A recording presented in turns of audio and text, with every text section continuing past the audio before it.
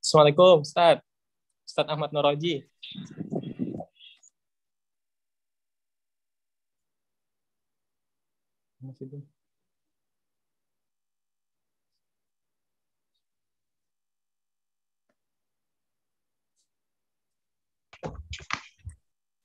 Waalaikumsalam, Ustaz. Nggih, pun Ustadz. Ya. Assalamualaikum, Prof. Waalaikumsalam warahmatullahi wabarakatuh. Sehat ya, Prof?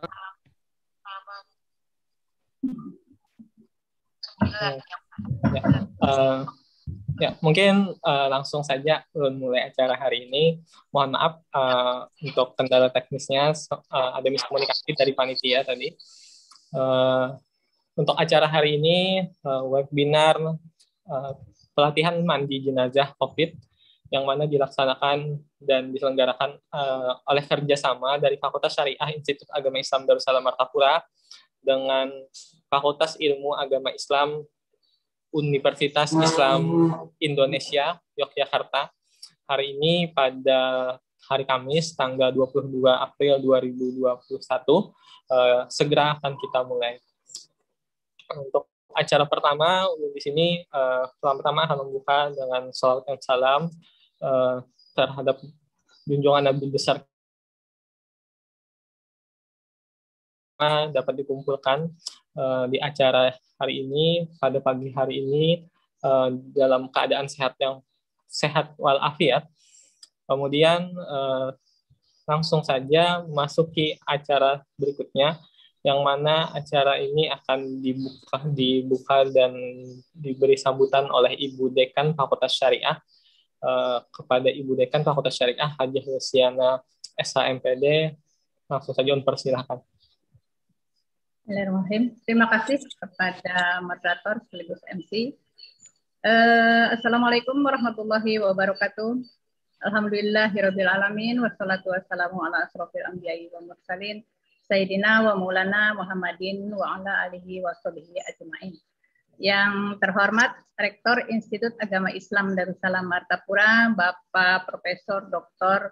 Haji Abdul Hafiz Azhari MAG, dan yang kami hormati pemateri Bapak Ahmad Noroji SHI MSI, dosen Universitas Islam Indonesia Yogyakarta, serta hadirin peserta webinar nasional yang berbahagia. Selamat pagi menjelang siang, Bapak dan Ibu serta saudara-saudari sekalian. Terima kasih banyak telah bergabung pada acara ini.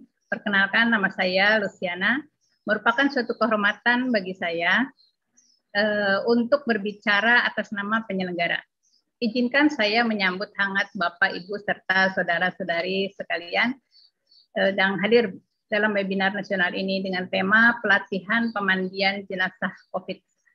Sebelum kita mulai, saya ingin menyampaikan apresiasi saya kepada tim syariah yang telah baik hati membantu kami untuk mewujudkan acara ini, dan kami tidak bisa melakukannya tanpa kalian semua. Pada webinar nasional ini, kita akan sama-sama mendengarkan paparan dari pemateri. Di sini kita akan mengetahui bagaimana pemandian jenazah yang terpapar COVID ini. Tema ini memang sedang membooming ya, karena hampir seluruh belahan dunia, hampir itu sudah terpapar.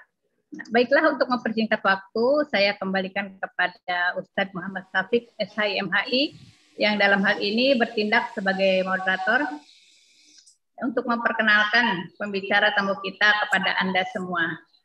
Dan saya mohonkan kepada Bapak Rektor untuk memberikan sambutan dan sekaligus membuka acara ini. Sekian, terima kasih. Salah hilaf mohon maaf. Walaupun muafiq ila aqwamit thoriq. Wassalamualaikum warahmatullahi wabarakatuh. Waalaikumsalam warahmatullahi wabarakatuh. Ya. Terima kasih pada Ibu Dekan Fakultas Syariah yang sudah memberikan sambutan pembuka. Kemudian acara selanjutnya kita akan masuki sambutan sekaligus pembukaan acara, yang mana pada hari ini acara akan dibuka oleh Rektor Institut Agama Islam Martapura, Profesor Dr. Haji Abdul Hafiz Ansari, AZMA. Kepada beliau, waktu dan sempat, pun persilahkan. Bismillahirrahmanirrahim. Assalamualaikum warahmatullahi wabarakatuh. Waalaikumsalam warahmatullahi wabarakatuh. Waalaikumsalam warahmatullahi wabarakatuh. Alhamdulillahirabbil alamin. Allahumma shalli wa sallim wa barik ala sayyidil mursalin wa khatamin nabiyyin sayyidina wa nabiyyina wa maulana Muhammadin wa ala alihi tahirin wa sahabatihi tayyibin, amma ba'du. Yang sama-sama kita muliakan Bapak Ahmad Norazi, SHI MSI dari Fakultas Ilmu Agama Islam Universitas Islam Indonesia Yogyakarta, Ibu Dekan Fakultas Syariah Institut Agama Islam Darussalam Martapura, Ibu Hajjah Luciana SHMPD yang sama-sama kita hormati dan kita muliakan, Bapak-bapak dan Ibu para peserta webinar nasional, mendapat rahmat dan hidayah dari Allah Subhanahu wa taala. Alhamdulillah, puji syukur kita panjatkan kehadiran Allah Subhanahu wa taala meskipun dalam suasana COVID-19 yang masih menjadi ancaman dunia dengan wabah pandemi yang sangat berbahaya dan mematikan. Kita dengan rahmat, cinta, dan kasih sayang Allah Subhanahu wa taala masih diberikan kesempatan untuk melakukan kegiatan bermakna webinar nasional dengan topik pelatihan pemandian jenazah COVID. Saya menyampaikan ucapan terima kasih yang sebesar-besarnya khususnya kepada Bapak Ahmad Norazi SHI MSI yang berkenan menjadi narasumber di dalam kegiatan webinar yang dilaksanakan oleh Fakultas Syariah Institut Agama Islam Darussalam Martapura, Kalimantan Selatan ini. Terima kasih juga tentu saya sampaikan kepada Dekan Fakultas Syariah bersama seluruh jajarannya yang sudah berusaha membina kerjasama yang baik dengan Fakultas Ilmu Agama Islam Universitas Islam Indonesia sehingga kegiatan webinar ini dapat dilaksanakan. Kepada semua peserta yang saya lihat cukup banyak mengikuti kegiatan ini, saya ucapkan selamat mengikuti. Mudah-mudahan seminar ini akan memberikan makna dan manfaat yang besar untuk kita semua. Sehingga kita mendapatkan pengetahuan yang cukup tentang pemandian jenazah COVID, khususnya tentu COVID-19 yang dimaksud.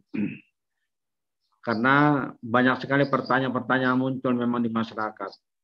Misalnya kenapa jenazah atau mayit yang dinyatakan positif terpapar COVID-19 itu harus diperlakukan secara khusus.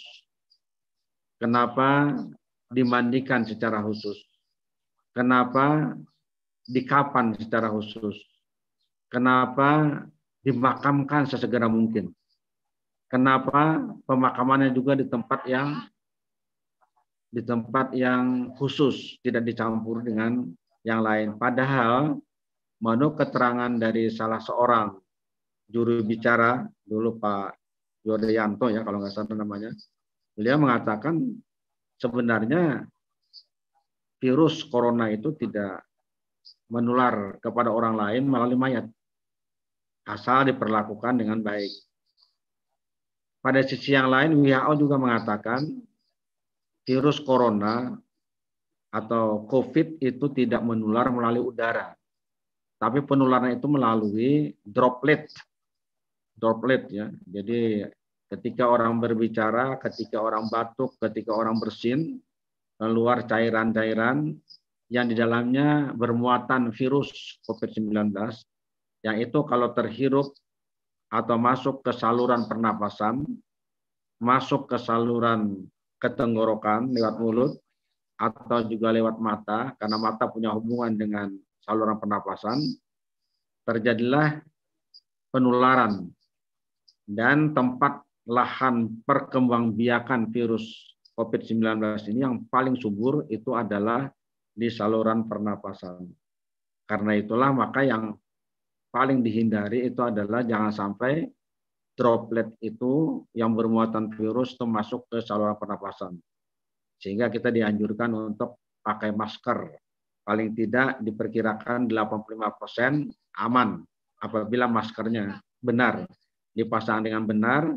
Jenis maskernya pun juga memang betul-betul masker yang sesuai dengan standar medis. Jadi sebenarnya tidak ada kaitannya dengan soal mayat secara langsung. Tapi ada juga yang mengatakan bahwa memang virus itu, saya ulang ya, virus itu bertahan cukup lama. Jadi kalau orang terpapar bertahan cukup lama. Sehingga kalau badannya atau anggota tubuhnya atau bahkan barang-barang tertentu yang tersentuh oleh tangan manusia, sementara di dalam barang itu sudah ada virusnya, ini berpotensi bisa menyebabkan orang tertular. Misalnya pegangan kunci, misalnya ada HP, kalau orang termasuk uang juga, termasuk uang, apapun barang-barang yang ketika orang bersin, ketika orang batuk, atau ketika orang mengeluarkan sesuatu dari mulutnya, maka terpapar di situ, saya berhenti di situ. Ada yang mengatakan bertahan cukup lama. Nanti mungkin Pak Nuraji lah yang menjelaskan itu. Nah, karena itulah maka penanganan jenazah ini pun juga diperlakukan secara khusus. Karena walaupun dia sudah meninggal dunia, tapi virus itu masih bertahan di sana dan masih memungkinkan katanya ada sentuhan-sentuhan yang menyebabkan terjadi penyebaran, terutama barang-barang yang tersentuh dengan si mayat. Karena itu maka bagaimana cara memandikan yang jenazah seperti ini? Sementara pemandian itu merupakan salah satu kewajiban kita untuk dilaksanakan kepada orang yang sudah meninggal dunia. Sekali lagi saya mengucapkan terima kasih atas dilaksanakan webinar ini. Mudah-mudahan dari diskusi nanti kita mendapatkan pencerahan tentang penanganan pemandian jenazah COVID-19. Dan siapa tahu melalui seminar ini para peserta yang sudah memahami bisa membantu pemandian jenazah COVID-19 apabila di daerahnya atau di dekat tempat tinggalnya terjadi peristiwa kematian yang disebabkan oleh paparan COVID-19. Mudah-mudahan kerjasama yang baik antara Fakultas Syariah dengan Universitas Islam Indonesia, terutama Fakultas Ilmu Agama Islam ini berjalan dengan baik dan terus berlanjut, tidak hanya dalam bentuk webinar seperti ini, tapi juga bisa kerjasama dalam bentuk-bentuk yang lain dalam rangka peningkatan kualitas akademik para dosen dan mahasiswa. Juga siapa tahu mungkin dalam kerangka pengabdian kepada masyarakat, seperti misalnya KKN bersama atau kegiatan tukar-menukar mahasiswa dalam rangka peningkatan kualitas mahasiswa atau bentuk-bentuk yang lain. Kerjasama ini sangat diperlukan karena kita sama-sama menginginkan output kita, alumni kita, tidak hanya memiliki pengetahuan teoretik, tapi juga memiliki pengetahuan praktis dalam berbagai hal dan punya pengalaman yang baik dalam meningkatkan kualitas individu yang bersangkutan. Sekali lagi saya ucapkan terima kasih kepada Pak Nur Hadi. Saya ulangi Pak Nuraji ya, Ahmad Nuraji.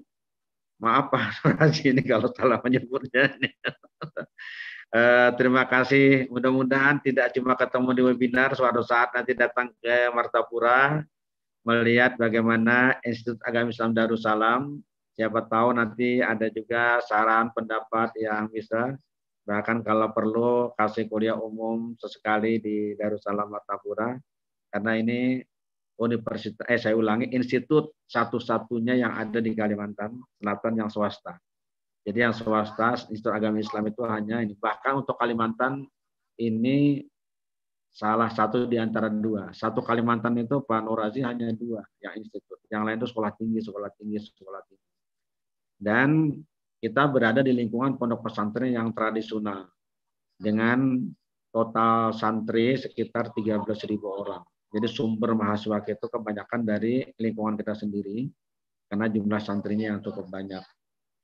Karena itulah maka apa yang Pak Ahmad Nurazi nanti sampaikan mudah-mudahan bisa tidak hanya dipahami dimengerti dan bisa dipraktekkan oleh peserta yang hadir dalam webinar ini, tapi juga bisa menularkan kepada teman-teman yang lain di lingkungan Darussalam Martapura.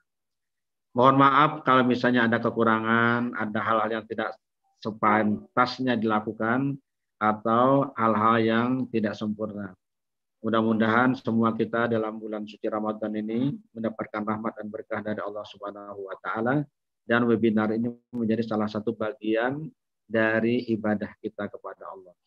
Wallahul muwaffiq ila aqwamit thoriq. Wassalamualaikum warahmatullahi wabarakatuh. Waalaikumsalam warahmatullahi wabarakatuh. Waalaikumsalam warahmatullahi Minta maaf Bapak-bapak dan Ibu, ada satu yang ketinggalan. Marilah dengan mengharapkan rahmat dari Allah Subhanahu wa Ta'ala, kita buka webinar ini dengan bersama-sama membacakan Bismillahirrahmanirrahim. Bismillahirrahmanirrahim. Assalamualaikum warahmatullahi wabarakatuh. Waalaikumsalam warahmatullahi wabarakatuh. warahmatullahi wabarakatuh. Terima kasih Bapak Rektor Institut Agama Islam Darussalam Martapura yang sudah membuka acara kita pada hari ini. Sebelum itu juga, sebelum kita buka acara webinar hari ini, alangkah lebih bagusnya kita berdoa lebih dulu, yang mana untuk doa pada hari ini akan dibacakan oleh Al-Ustadz Al-Mukarram Siliwangi SAG MHI. Kepada beliau, tadi persilahkan. Hadratin Nabi Mustafa Sayyidina Rasulullah sallallahu alaihi wasallam. Al-Fatihah.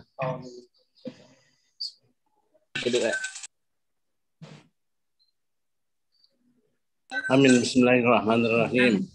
Alhamdulillahirabbil alamin. Wassalatu wassalamu ala sayyidina Muhammad wa ala alihi wa sahbihi wa barik wasallim ajma'in. Allahumma inna nas'alukal huda wa tuqa wal afafa wal ghina. Rabbana zalamna anfusana wa illam taghfir lana wa tarhamna lanakunanna minal khasirin. Allahumma ja'al jama'ana has jamal harhuma wa tabarrukuna min ba'dihi tabarrukul ma'suma. Rabbana taqabbal minna innaka antas samiul alim. Rabbana atina fid dunya hasanah wa fil akhirati hasanah wa qina adzabannar. Wa sallallahu ala sayyidina maulana Muhammad wa ala alihi wa sahbihi wa sallam. Walhamdulillahi rabbil alamin. Taqabbalallahu minkum.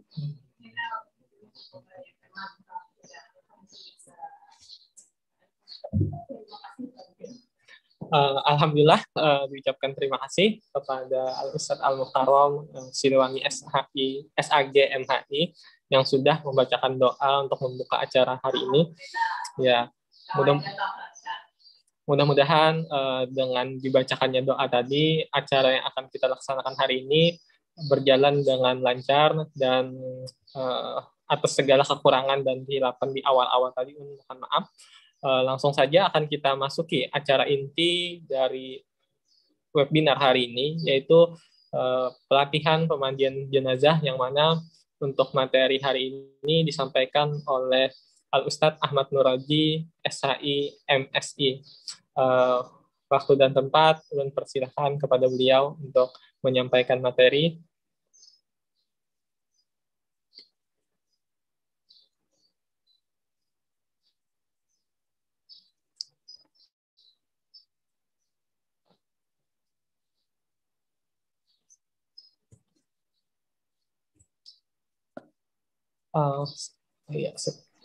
Bismillahirrahmanirrahim. Assalamualaikum warahmatullahi wabarakatuh. Waalaikumsalam warahmatullahi wabarakatuh. Alhamdulillah. Alhamdulillah rabbil alamin. Wa bihi nasta'inu ala umuri dunya waddin. Salatu wassalamu ala Rasulillah wa la haula wa la quwata illa billah, amma ba'd. Yang amat kami hormati Bapak Rektor IAI Darussalam Martapura Kalimantan Selatan, Bapak Profesor Dr. Haji Abdul Aziz Hafid Ansori AZMA, yang kami hormati pula Dekan Fakultas Syariah Ibu Hajah Luciana SHMPD. Insya Allah kita berjumpa untuk yang kedua kali, Bu Hajah, Bu Dekan, dan juga Bapak Al-Ustadz Muhammad Syafiq SHI MH selaku moderator, dan seluruh Bapak Ibu sekalian hadirin peserta kajian ataupun workshop ataupun bahasanya adalah pengabdian pada masyarakat terkait dengan pemandian jenazah, wabil khusus untuk jenazah yang terpapar COVID-19. Puji syukur kita panjatkan kehadirat Allah Subhanahu wa taala yang mana pada pagi hari ini insya Allah ini pagi yang penuh barokah di bulan Ramadan. Saya mungkin untuk yang kali kedua bisa bertatap muka dengan Bapak Ibu sekalian, karena nuwun sewu Prof ngapunten, sebelumnya saya juga pernah ke IAI Darussalam Martapura waktu itu kurang lebih 3 atau 3 tahun yang lalu gitu ya, dalam rangka kerjasama salah satunya terkait dengan pengelolaan jurnal. Namun sampai hari ini sepertinya belum ada tindak lanjut ya Bu Dekan terkait dengan tindak lanjut kerjasama jurnal kita. Dan yang kedua, salawat dan salam tidak lupa kita panjatkan kehadirat Nabi Muhammad SAW. Bapak Ibu kami hormati, tadi sebagaimana disampaikan oleh Pak Rektor dan juga Ibu Dekan terkait dengan agenda hari ini, bagaimana kemudian kita sebagai umat Islam melihat ataupun perspektif Islam seperti apa terkait dengan bagaimana penanganan terhadap jenazah ataupun mayit yang diindikasikan ataupun sudah dinyatakan positif terkena COVID-19. Tentunya tadi juga sudah banyak disampaikan oleh Pak Rektor, banyak pertanyaan di masyarakat, kemudian juga banyak data yang sudah menunjukkan, salah satunya dari WHO juga, gitu ya, yang menyatakan bahwasanya jenazah COVID-19 ini tidak lantas kemudian begitu saja menular kepada masyarakat seperti kita yang masih ada. Tapi ini masih perlu penelitian lebih lanjut. Baru ada satu negara yang menyampaikan telah terjadi penularan dari jenazah ke masyarakat, tapi itu juga masih perlu ditelusuri. Untuk itu mohon izin Pak Rektor, Bu Dekan, Bapak Ibu sekalian untuk share materi terkait dengan bagaimana Islam, bagaimana pengurusan jenazah dalam Islam begitu. Nah, tentunya materi ini didasarkan pada berbagai macam kondisi, gitu ya, berbagai macam kondisi yang kemudian ternyata sudah 1 tahun ini kita berada dalam situasi yang sangat tidak pasti, di mana berbagai macam informasi yang masuk ke masyarakat terkait dengan COVID-nya ataupun yang lainnya, ataupun akses daripada COVID itu sendiri, ini menjadi sebuah tantangan bagi dunia akademik khususnya, dan juga masyarakat pada umumnya untuk bagaimana menyampaikan pada masyarakat. Nah, nanti kami juga mohon izin, kami juga ingin sharing dengan Bapak Ibu sekalian yang mungkin ada praktisi, juga ada akademisi ataupun yang lainnya yang pernah mungkin berkaitan langsung dengan pengurusan jenazah COVID-19. Kalau di kampung saya sendiri, kebetulan saya tinggal di Yogyakarta, beberapa hari yang lalu kami baru lockdown Bapak Ibu sekalian, karena ada 2 warga kami, ibu dan anak yang kemudian dinyatakan positif, sehingga 5 hari yang lalu kita diadakan tes metode genos gitu ya, genose dari UGM, dan dari 40 sampel itu terindikasi positif 4. Sehingga kami juga masih di lockdown. Ini saya posisinya di rumah Bapak Ibu karena masih lockdown juga. Dan alhamdulillah kemudian setelah di tes swab gitu ya, yang 4 tadi yang diindikasikan positif dinyatakan negatif. Namun yang 2 ini masih dinyatakan positif. Mudah-mudahan lekas sembuh seperti sedia kala. Nah, Bapak Ibu sekalian, mengawali terkait dengan bagaimana perkembangan kasus ataupun perkembangan COVID-19 di Indonesia, tentunya juga kita perlu melihat. Mungkin setiap hari kita sudah sering melihat informasi baik di media cetak maupun media elektronik ataupun media massa yang lainnya terkait dengan bagaimana pertumbuhan, bagaimana perkembangan kasus ataupun jumlah total kasus COVID-19 di Indonesia. Sampai kemarin, ini data saya ambil dari website covid19.go.id, kalau tidak salah itu situsnya. Sampai kemarin total jumlah kasus mencapai 1.609.300 orang. Hanya sekian banyak kasus, kemudian yang meninggal sudah mencapai 43 ribuan. Tentunya ini bukan angka yang kecil, bukan angka yang bisa kita sepelekan begitu saja, mengingat angka ini juga angka yang tidak main-main. Dalam 1 tahun, meskipun disinyalir ada kasus yang lain yang lebih besar daripada COVID, seperti kasus ataupun kematian yang disebabkan karena kanker ataupun kanker begitu. Namun karena pemberitaan media massa luar biasa masifnya, gitu ya, kemudian masyarakat mau tidak mau harus menerima itu, harus terbiasa dengan informasi terkait dengan COVID baik di dunia maupun di Indonesia ataupun di sekitarnya. Dan kita ketika awal-awal kita melihat begitu luar biasa proteksi dari setiap elemen masyarakat terkait dengan bagaimana penanganan COVID-19. Nah, kemudian kalau kita lihat grafiknya cenderung naik nih Bapak Ibu sekalian. Perkembangan jumlah COVID-19 di Indonesia ini cenderung naik. Ini tanggal per 18 April, kita ambil datanya sudah mengalami kenaikan. Apalagi sekarang masa-masa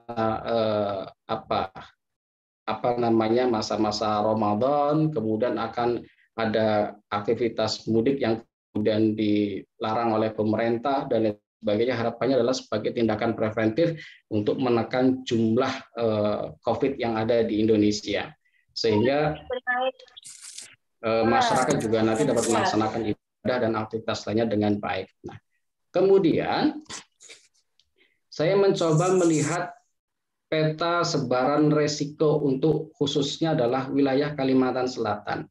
Saya kurang tahu apakah termasuk yang Martapura ini masuknya adalah Kota Baru atau Banjarbaru. Sepertinya Banjarbaru nggih, Bapak Ibu nggih. Banjar. Kabupaten Banjar. Baik. Yang nomor 1 nggih. Ini Banjar. Baik, Kota Banjar. Nah, berdasarkan Satgas ataupun situs website covid19go.id, ternyata wilayah Bapak Ibu sekalian, alhamdulillah, saya katakan alhamdulillah, ini masuk dalam kategori resiko sedang. Artinya bukan zona merah, begitu ya, bukan zona merah. Namun meskipun demikian, ini juga perlu menjadi perhatian kita semuanya. Tidak hanya pemerintah, tidak hanya Satgas, tapi juga dunia akademis ataupun perguruan tinggi khususnya, juga bagaimana kemudian dapat berperan aktif untuk menekan penyebaran virus corona. Namun tentunya juga ini tidak mudah karena aktivitas masyarakat berkaitan dengan berbagai macam kebutuhan, pemenuhan kebutuhan sehari-harinya itu juga bukan perkara yang mudah. Artinya memang perlu ada sinergi dari berbagai pihak. Lantas sebenarnya apa yang dimaksud dengan virus corona di sini? Nah, terus terang saya mohon izin, mohon maaf sekali. Baik, ada koreksi nggih, yang nomor ini ya, Banjar ya. Nggih. Nggih, ngapunten. Jadi Kalimantan Selatan, Kota Banjar Martapura yang ini ya. Baik, ya. Ya, matur suwun. Artinya bukannya nomor 1, namun situasinya sama-sama bukan zona merah. Ini menjadi warning lah paling tidak, peringatan bagi kita. Nah, lantas sebenarnya tadi sudah dijelaskan oleh Pak Rektor terkait dengan virus COVID ini apa sebenarnya. Ini saya ambil dari berbagai macam sumber, grafisnya saya ambil dari detik.com gitu ya, terkait dengan sebenarnya corona ini apa, virus ini sebenarnya apa. Nah, di sini dikatakan coronavirus merupakan keluarga besar virus yang menyebabkan penyakit pada manusia dan hewan. Dulu waktu awal-awal virus ini muncul di media begitu masif, indikasinya adalah berasal dari China ataupun di wilayah Wuhan. Namun kemudian berapa saat kemudian tim WHO ke sana tidak menemukan itu. Artinya masih proses penelusuran. Nah, ini menular pada manusia yang kemudian menyebabkan infeksi saluran pernapasan ataupun ISPA. Bisa juga melalui flu yang kemudian pada penyakit serius lainnya yang kemudian menjadikan bahasanya kalau dulu itu ada wabah yang sangat terkenal, tapi karena waktu itu media tidak seperti sekarang ini mudah diakses oleh berbagai masyarakat, ada yang dikenal dengan istilah virus SARS gitu ya, ataupun self-acute respiratory syndrome. Nah, ini merupakan jenis virus yang kemudian bermutasi ataupun berkembang seperti yang dikatakan sekarang disebut dengan istilah COVID-19 ataupun coronavirus jenis baru. Nah, kemudian tadi saya katakan ini masih diindikasikan muncul pertama kali di China ataupun di Wuhan pada tahun 2019.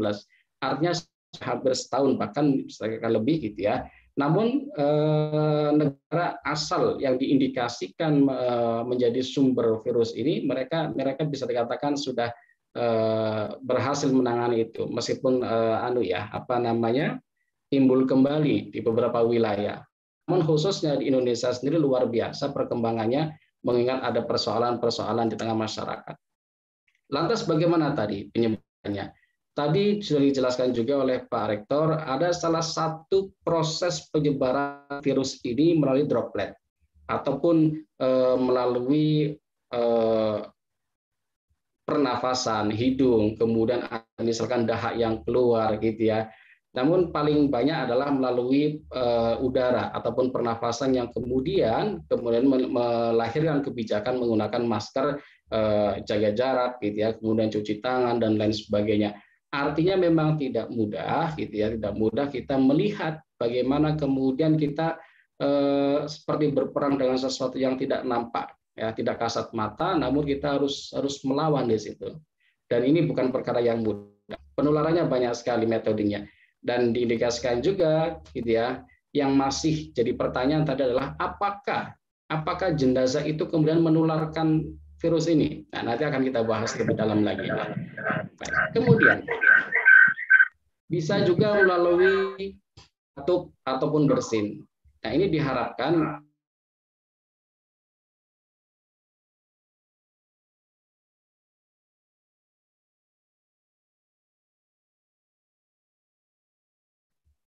ketika kita bersin, ketika kita batuk, diharapkan kita juga dapat menutup mulut kita, kemudian juga menghindari kontak pribadi dengan yang lainnya seperti bersentuhan, berjabatan tangan, ataupun menyentuh benda-benda lainnya yang diindikasikan kemudian dapat menjadi wahana penularan COVID-19 ini. Maka kemudian lahirlah kebijakan menggunakan masker, kemudian juga mencuci tangan, dan lain sebagainya.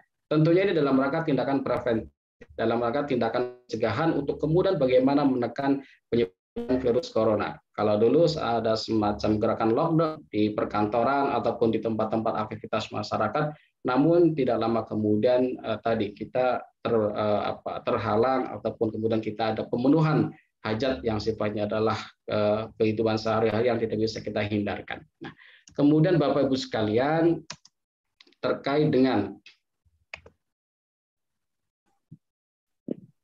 mohon maaf ada sedikit kendala.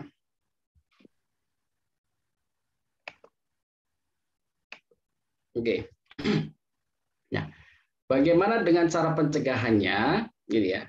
Nah, ini sudah kita pahami juga. Kita sudah banyak melihat, mendengarkan informasi terkait dengan bagaimana kita mencegah penyebaran virus corona.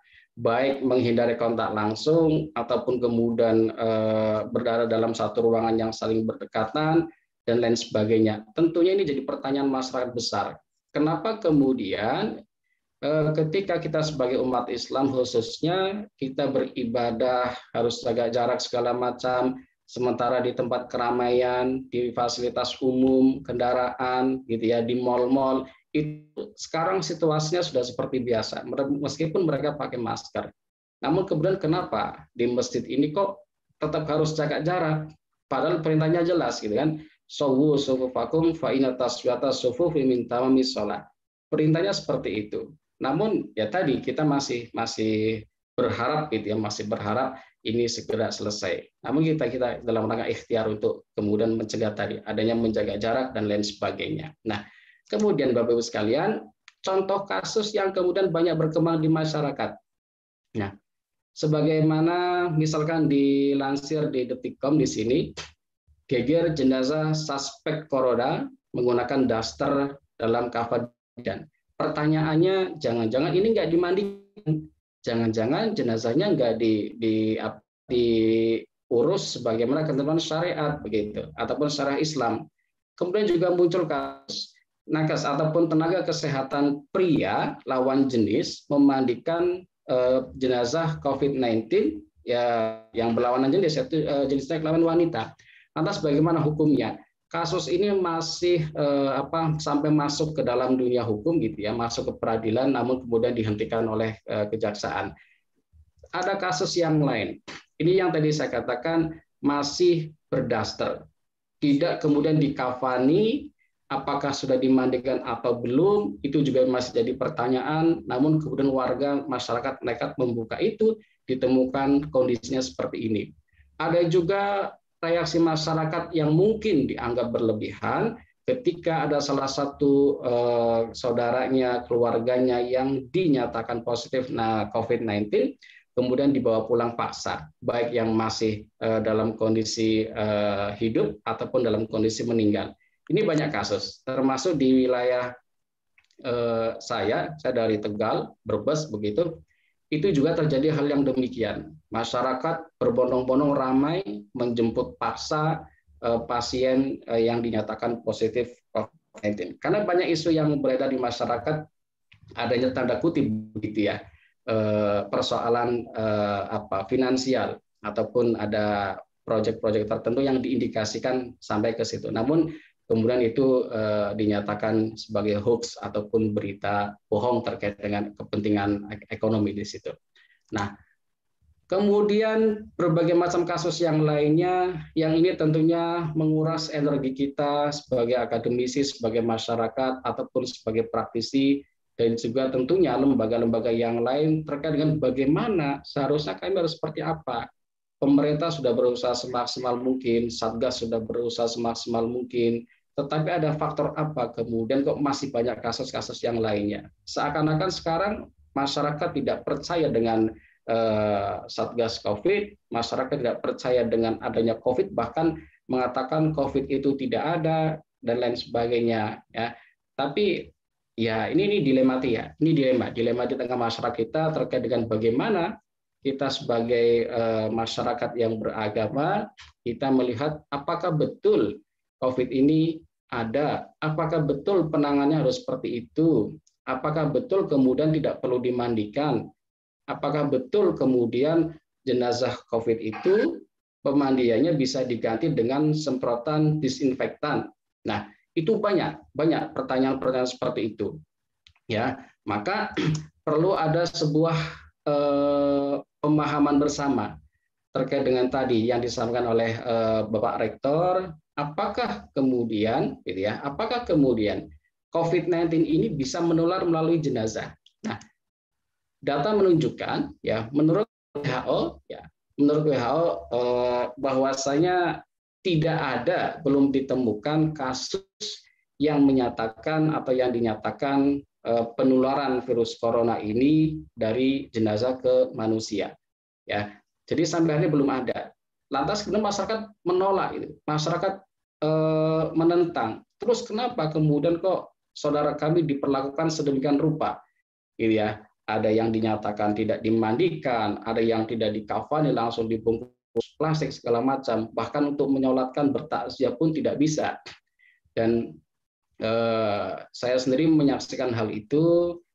Guru saya di FYI UII sekitar 2 minggu yang lalu juga innalillah, semoga husnul khotimah, beliau juga dinyatakan positif. Ini luar biasa, artinya menjadi keprihatinan kita. Ternyata sesuatu yang mungkin di pikiran kita masih dianggap tidak ada, ternyata itu ada. Mungkin kan ada rentetan yang lainnya. Kemudian Penularan bisa terjadi jika ada proses otopsi paru-paru pasien yang tidak ditangani dengan benar. Jadi ada orang yang meninggal karena COVID-19 masih disemayamkan sesuai budaya dan keyakinannya. Artinya kita sebagai umat Islam masih diperbolehkan kok, masih diperbolehkan kita mengurus, merawat jenazah itu sebagaimana mestinya, tentunya dengan menggunakan APD ataupun mengikuti protokol kesehatan yang ada. Dan itu tentunya yang perlu kita sampaikan ke masyarakat begitu. Nah, kemudian resiko infeksi bisa saja terjadi jika ada cairan tubuh ataupun sekresi yang keluar dari tubuh mayat. Saya punya mahasiswa, ini sebagai cerita saja. Ada mahasiswa, salah satu mahasiswa saya, kebetulan ini bukan karena COVID, karena accident ataupun kecelakaan kendaraan, beberapa bagian dari dalam tubuhnya keluar, Bapak Ibu sekalian. Kemudian karena ini kondisi jenazah yang darurat, cairan tidak bisa dihentikan, begitu ya. Kemudian oleh pihak rumah sakit diberlakukan dimandikan mana yang bisa dimandikan atau bahkan ditayamumkan saja. Kemudian jenazah ini dibungkus bahkan sampai diberikan semacam cairan pengawet karena masih terus menetes. Bahkan sampai dibawa ke Jakarta pun kondisinya seperti itu. Artinya ini perkara yang lain, namun tidak menutup kemungkinan jenazah itu masih mengeluarkan cairan-cairan tertentu ketika sudah dalam kondisi mayit seperti itu. Nah, baik Bapak Ibu sekalian, saya lanjutkan. Atas berbagai persoalan-persoalan yang terjadi di masyarakat, maka kita sebagai akademisi, sebagai masyarakat perlu pendekatan-pendekatan yang lain, gitu ya. Pendekatan agama sudah Pak, kita sudah menggunakan juru dakwah ataupun tokoh masyarakat sudah. Ya. Namun terkadang juga ada yang masih beranggapan virus itu tidak ada. Perlu pendekatan psikologis. Artinya apa? Betul, ketika kemarin saya sendiri merasakan itu, ketika yang mengasuh putra saya itu dinyatakan positif, Bapak Ibu sekalian. Baru sekitar 3 hari yang lalu dinyatakan positif ketika menggunakan tes genosi. Nah, kemudian saya sampaikan kepada Satgas, saya harus bagaimana? Artinya saya di sini ada semacam ketidaktenangan, takut segala macam. Saya tanyakan ke ketua Satgas, Bapak tenang dulu, Bapak tenang gitu ya. Diajarkan untuk tenang dan lain sebagainya. Alhamdulillah ternyata negatif seperti itu. Nah, artinya perlu pendekatan baik secara psikologis ataupun secara sosiologis. Secara sosiologis, kondisi masyarakat kita luar biasa heterogen, berbeda budayanya, berbeda cara memperlakukan segala sesuatunya. Tentu perlu pendekatan yang lebih sifatnya adalah sosial. Kemudian juga perlu pendekatan teologis. Ini kenapa penting? Karena akan berkaitan dengan kemudian bagaimana proses mengurus jenazah, proses memandikan sampai kemudian menyolatkan ataupun menguburkan, ini tentunya berkaitan dengan keyakinan. Peran para tokoh masyarakat, para ustadz ataupun pendeta ataupun yang lainnya, ini juga sangat diperlukan. Nah, kemudian juga kita perlu menggunakan pendekatan normatif yuridis. Ini sudah disampaikan oleh pemerintah. Undang-undangnya dibuat terkait dengan penerapan kebijakan prokes, terlepas dari aspek politik, gitu ya, kita tidak melihat itu. Artinya pendekatan, pembuatan, penyusunan undang-undang ataupun sampai ditetapkan dan disahkan terkait dengan bagaimana pencegahan corona ini terus dimasifkan oleh pemerintah. Salah satu adalah kebijakan mudik, kebijakan dilarangnya berkumpul-kumpul dan lain sebagainya. Ini pendekatan yang sifatnya adalah yuridis. Dan juga kemudian perlu pendekatan medis. Nah, ini jelas, kalau pendekatan medis, maka ya kesehatan, dokter, para praktisi, ataupun para ahli di bidangnya perlu menyampaikan hal itu, dan lain sebagainya. Tentunya banyak sekali pendekatan-pendekatan yang bisa kita gunakan untuk bagaimana menyadarkan masyarakat, mengedukasi masyarakat, agar memahami apa itu COVID-19, kemudian tidak hanya mendapatkan berita-berita yang negatif saja. Maka ini tugas kita bersama bagaimana kemudian kita memberikan pemahaman, memberikan edukasi kepada masyarakat terkait dengan bagaimana sebenarnya ketika ada salah satu warga kita, saudara kita dinyatakan positif, bahkan sampai meninggal. Kan banyak kasus daerah tertentu menolak pemakaman jenazah COVID-19, begitu ya. Nah, ini memang edukasinya mungkin belum sampai. Atau bahkan ada karakter-karakter secara sosiologis, secara psikologis memang tidak seperti yang diharapkan. Tentunya ini menjadi kekhawatiran kita bersama. Nah, Bapak Ibu sekalian, terkait dengan penanganan jenazahnya, terkait dengan bagaimana kemudian Islam mengurusi ya jenazah yang dalam hal ini adalah beragama Islam, supaya tidak menjadi pertanyaan itu sudah syar'i belum? Nah, ini bagaimana? Nah, tentunya dalam hal ini gitu ya, kita perlu pendekatan baik dari Quran maupun Sunnah. Dalam hal ini dalam Quran sudah dijelaskan dalam firman Allah Subhanahu wa taala dalam Quran surah Al-Baqarah surat kedua ayat 155 sampai dengan 156. Bismillahirrahmanirrahim.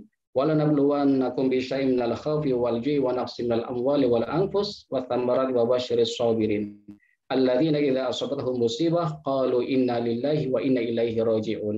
Yang artinya demikian. Dan sungguh akan kami berikan ujian, cobaan kepadamu, pada kita, dengan sedikit ketakutan, kelaparan, kekurangan harta, jiwa, dan buah-buahan, dan berikanlah kabar gembira. Artinya apa? Apabila ada musibah, kita diminta untuk mengucapkan inna lillahi wa inna ilaihi rajiun. Bahwasanya kita adalah diciptakan oleh Allah dan kita akan kembali pada Allah Subhanahu wa taala. Ini merupakan sebuah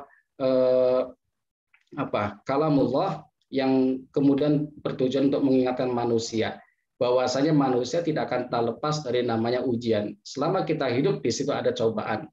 Nah, konteksnya demikian.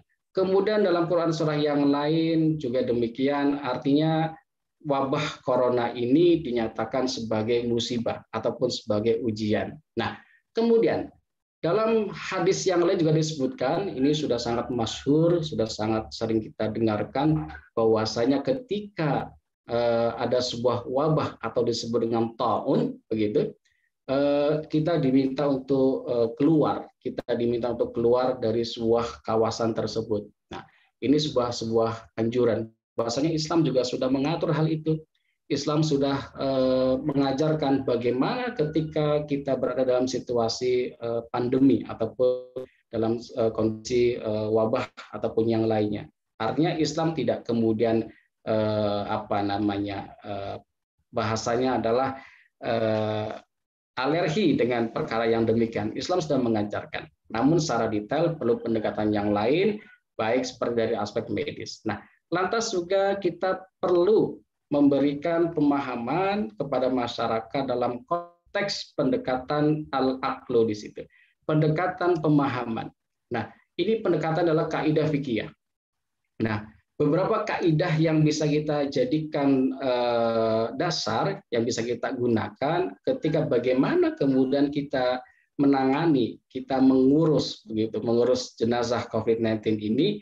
Konteksnya adalah tadi wabah, konteksnya adalah pandemi. Ketika terjadi wabah, ketika terjadi pandemi, ini adalah sesuatu yang sangat darurat. Maka beberapa kaidah fikih ini bisa kita gunakan. Salah satunya adalah la dharara wa la dirar. Tidak boleh kemudian kita mencelakai diri kita, membahayakan diri kita dan juga orang lain. Kemudian ada kaidah yang sangat terkenal, darul mafasidi muqaddamun ala jalbil masalih. Kemudian juga al-masyaqqatu tajlibu taysir wa dararu yuzal, dan lain sebagainya. Ini adalah kaidah-kaidah yang kemudian bisa kita gunakan, bisa kita jadikan sebagai dasar hukum kita untuk kemudian bagaimana kita mengambil sebuah tindakan, kita mengambil sikap terkait dengan bagaimana menangani jenazah COVID-19. Maka dalam hal ini saya juga merujuk pada fatwa Majelis Ulama Indonesia terkait dengan bagaimana jenazah itu ditangani, bagaimana jenazah COVID itu ditangani. Nah, tahun 2020 fatwa Majelis Ulama Indonesia telah mengeluarkan sebuah fatwa, yaitu terkait dengan panduan ataupun pedoman pengurusan jenazah bagi masyarakat yang beragama Islam ataupun Muslim. Nah, konteksnya seperti ini, bahwasanya pengurusan jenazah ataupun tajhizul janaiz yang terpapar COVID-19, terutama dalam hal memandikan, mengkafani, harus dilakukan sesuai dengan protokol kesehatan. Harus dilakukan sesuai dengan protokol medis. Dan dilakukan oleh pihak yang berwenang. Siapa pihak berwenang? Adalah nakes ataupun tenaga kesehatan ataupun tenaga medis. Tentunya di sini ada klausula, tentunya dengan tetap perhatikan ketentuan syariat. Syariat dalam Islam seperti apa? Mulai dari memandikan, kemudian mengkafani, menyolatkan, sampai menguburkan. Itu ketentuan syariat terhadap bagaimana mengurus jenazah. Namun ada hal-hal yang sifatnya pengecualian, alistisna, ataupun kondisi-kondisi tertentu yang kemudian bisa dijadikan pertimbangan kemudian ketika kasus ini menimpa, ketika ada jenazah COVID-19, maka perlakuannya demikian. Yang pertama, jenazah dapat dimandikan tanpa harus membuka ataupun dibuka pakaiannya. Jadi kalau kita memandikan jenazah, terkadang kan setelah kita tutupi kain, ataupun khusus bagi yang wanita ataupun bagi yang pria, mungkin pakaian kita buka dulu ataupun sambil ditutup kain kita lepaskan bajunya. Namun berdasarkan fatwa Majelis Ulama Indonesia tahun 2020 ini tidak wajib untuk kemudian dibuka. Khawatirnya apa? Khawatir tadi akan ada hal-hal yang tidak diinginkan. Meskipun menurut WHO tadi dikatakan jenazah tidak menularkan corona, gitu ya. Jenazah tidak menularkan corona ataupun virus. Nah, namun kita perlu tindakan preventif ataupun tindakan pencegahan. Kemudian petugas ini harus konteksnya gitu ya. Kita bicara syariat. Konteksnya harus sejenis, gitu ya. Laki-laki dimandikan oleh laki-laki, perempuan dimandikan oleh perempuan. Namun, gitu ya. Namun dalam kondisi tertentu Majelis Ulama Indonesia juga membolehkan, tapi dengan syarat tidak membuka auratnya. Membolehkan untuk dimandikan oleh lawan jenis. Itu kan kasus di Siantar kalau nggak salah, di mana ada seorang istri yang dinyatakan meninggal karena COVID, kemudian dimandikan oleh tenaga kesehatan yang berbeda jenis kelamin, kemudian dipersoalkan, diperkarakan sampai meja hijau, kemudian karena ini adalah sifatnya daruri ataupun sangat-sangat darurat, oleh jaksa kasus ini di SP3 ataupun dihentikan. Nah, maka dimandikan oleh petugas yang ada dengan syarat tadi dimandikan tetap memakai pakaian dan tidak maka boleh ditayamumkan. Ini kondisi sangat-sangat darurat begitu. Nah, petugas yang membersihkan najis ataupun najasa jika ada, kemudian seperti biasa, mungkin perut sambil ditekan begitu ya, perut sambil ditekan ataupun kemudian badan agak dibungkukkan ataupun dimiringkan, dikanankan, dibersihkan terlebih dahulu. Nah, kemudian petugas memandikan jenazah dengan cara menyiramkan air secara merata ke seluruh tubuh. Namun dalam Majelis Tarjih Muhammadiyah membolehkan menggunakan semprotan. Nah, jadi ada Satgas Covid dari Muhammadiyah itu boleh disemprotkan air. Karena tadi untuk menghilangkan ataupun sifatnya adalah membersihkan ketika ada najasah ataupun kotoran yang melekat pada tubuh si mayit begitu. Kemudian apabila ya jika atas pertimbangan ahli itu siapa? Yang tenaga medis begitu ataupun memang yang expert di bidang itu, jika jenazah tidak mungkin dimandikan, maka dapat diganti dengan tayamum sesuai dengan ketentuan syariah, yaitu dengan cara mengusapkan wajahnya dengan kedua tangan jenazah, artinya masih bisa digerakkan gitu dengan debu, gitu ya. Kemudian untuk kepentingan pelindungan diri pada saat mengusap tersebut, petugas wajib menggunakan APD, alat pelindung diri. Luar biasa, kita apresiasi tenaga medis ya yang kemudian berjuang luar biasa, termasuk kolega saya begitu ada seorang dokter yang kemudian meninggal karena saking lelahnya mengurusi pasien COVID-19 di Bogor, baru beberapa hari yang lalu meninggalnya. Kemudian Jika menurut pendapat para ahli yang terpercaya bahwa memandikan atau mentayamumkan tidak mungkin, ya karena membahayakan, maka berdasarkan ketentuan darurah, ad-darurah tubihul mahdurah tadi, jenazah boleh tidak dimandikan atau ditayamumkan. Tentunya ini tentu kita mungkin akan menolak begitu. Loh, berarti nggak sah dong perawatan jenazahnya. Lantas bagaimana kalau seperti ini? Nah, maka tadi kita merujuk pada fatwa Majelis Ulama Indonesia. Kalau tidak siapa lagi? Ya. La lasna minal mujtahid, kita bukan seorang mujtahid, ya, tapi kita juga punya ilmu untuk itu. Atas bagaimana? Bolehlah kita beristihad dengan syarat-syarat tertentu. Nah, kemudian terkait dengan mengkafani. Nah, mengkafani prinsipnya hampir sama dengan jenazah pada umumnya. Hanya saja ketika mengkafani ini ada beberapa lapisan yang harus disediakan. Entah itu dari kain ataupun juga nanti dilapisi dengan lapisan plastik ataupun kantong jenazah gitu ya, ataupun kemudian dibungkus dengan plastik yang sangat rapat. Bahkan tadi terkadang kita tidak bisa melihat saudara kita yang meninggal diidentifikasikan COVID karena saking rapatnya protokol kesehatan yang diterapkan. Kemudian kalau sudah dikafani, maka jenazah dimasukkan ke dalam peti. Jadi tidak kemudian langsung dimasukkan ke liang lahat, begitu ya, karena dikhawatirkan tadi ada hal-hal yang dapat menularkan virus ke masyarakat yang lainnya. Namun ini masih dipertanyakan juga karena WHO belum mengatakan jenazah bisa menularkan virus corona, gitu ya. Tapi ya tadi sebagai tindakan preventif, tindakan pencegahan, maka perlu kita kemudian mengikuti protokol kesehatan yang ada. Baik, kemudian ketika menyolatkan jenazah yang diindikasikan terpapar COVID-19, maka disunahkan untuk disegerakan. Jadi guru saya, dosen saya di FYI ketika meninggal itu sekitar pukul 8 malam, tidak sampai pukul 12 malam itu langsung diurus jenazahnya, langsung dimakamkan. Bahkan begitu, karena kontak erat, saya katakan ini sebagai kisah saja, kontak erat keluarganya juga dinyatakan positif. Namun tadi tetap isolasi, dilakukan pengawalan dari pemerintah setempat dan juga tentunya rumah sakit untuk mengawal supaya tidak menular kemana-mana.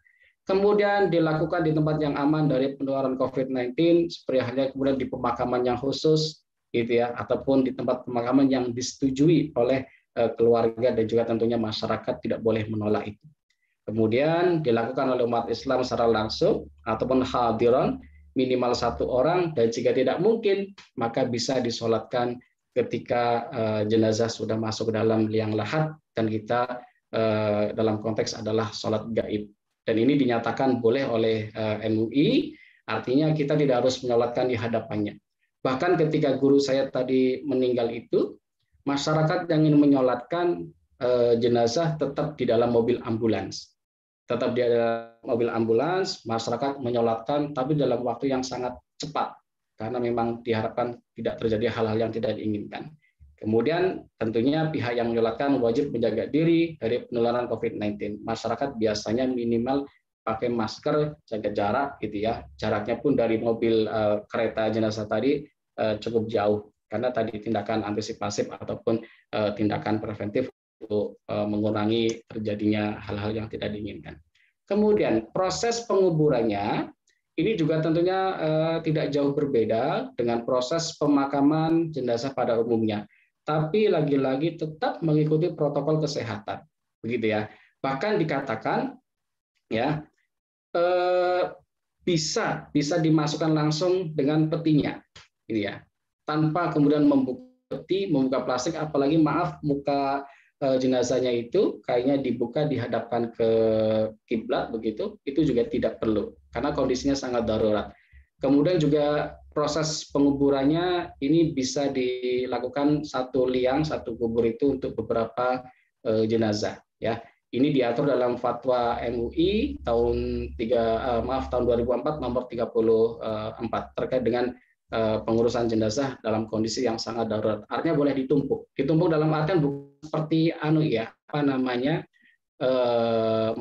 jenazah yang kemudian tanpa sekat, tetap ada perlakuan-perlakuan tersendiri untuk kemudian tidak ditumpuk begitu saja, tidak. Artinya tetap menghormati, tetap mengurus dengan cara-cara yang manusiawi. Nah, Bapak Ibu sekalian, ini mungkin sebagai closing-nya saja, gitu ya. Bagaimana kemudian ketika jenazah itu dikafani, gitu ya, sampai dengan dimakamkan. Nah, proses pengkafanannya ataupun mengkafani jenazahnya ini ada beberapa lapis, gitu ya. Yang pertama, lapisan paling utama adalah plastik, gitu ya. Ini lapisan paling utama, gitu. Ini adalah plastik. Plastiknya monggo, artinya sesuai dengan ketentuan dari medis. Plastik mana yang bisa digunakan, tentunya ada syarat-syarat tertentu. Nah, kemudian lapisan kedua boleh menggunakan kain kafan, gitu ya. Ini lapisan kedua.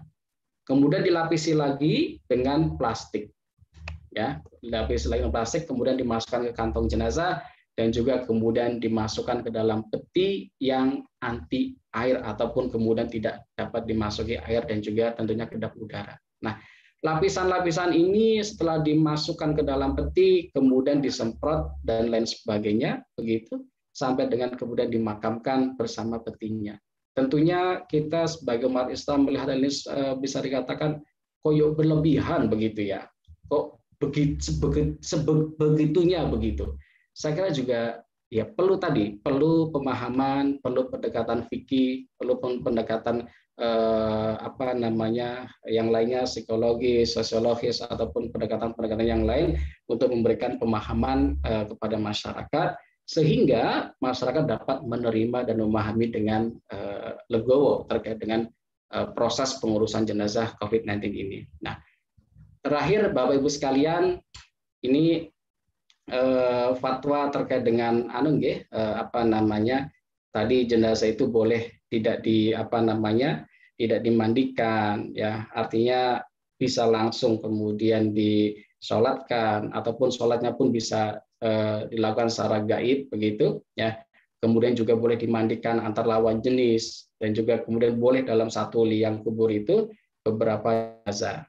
Tentu kalau kita menggunakan pendekatan manusiawi, perasaan itu juga sangat-sangat tidak manusiawi. Tapi dalam konteks mencegah kemudaratan, tentu ini perlu kita pertimbangkan. Dan terakhir, MUI sudah mengeluarkan fatwa terkait dengan hukum tes swab, gitu ya. Hukum tes swab ketika saat bulan puasa. Prinsipnya diperbolehkan selama tidak kemudian membatalkan puasa. Karena untuk deteksi. Kami sendiri insya Allah besok hari Sabtu vaksinasi secara massal di kampus untuk yang kedua. Yang pertama sudah beberapa minggu yang lalu, kemudian insya Allah hari Sabtu vaksinasi massal yang kedua. Mudah-mudahan tidak ada yang berdampak negatif pada hal-hal yang lainnya. Demikian Bapak Ibu sekalian, materi yang dapat saya sampaikan ini merupakan bentuk sharing-sharing saya dengan Bapak Ibu sekalian. Mudah-mudahan nanti saling melengkapi. Harapan saya itu, dan terima kasih sekali atas kesempatannya pada kesempatan kali ini. Mudah-mudahan nanti bisa saling melengkapi, mendapatkan masukan-masukan untuk kita kemudian sampaikan kepada masyarakat secara umum. Kalau di kampung saya sendiri untuk sosialisasi COVID ini, kami mengundang beberapa pihak, baik dari rumah sakit maupun dari pemerintah, itu dilakukan di masjid Bapak Ibu sekalian. Kami mengundang mereka. Masyarakat juga kita undang, kita adakan semacam edukasi ke masyarakat. Alhamdulillah masyarakat lebih memahami terkait dengan bagaimana ketika ada yang positif, kemudian misalkan naudzubillah ketika ada yang meninggal karena corona. Demikian, kurang lebihnya mohon maaf. Billahi taufik wal hidayah. Wassalamualaikum warahmatullahi wabarakatuh. Waktu saya kembalikan ke moderator. Waalaikumsalam warahmatullahi wabarakatuh. Ya, waalaikumsalam warahmatullahi wabarakatuh.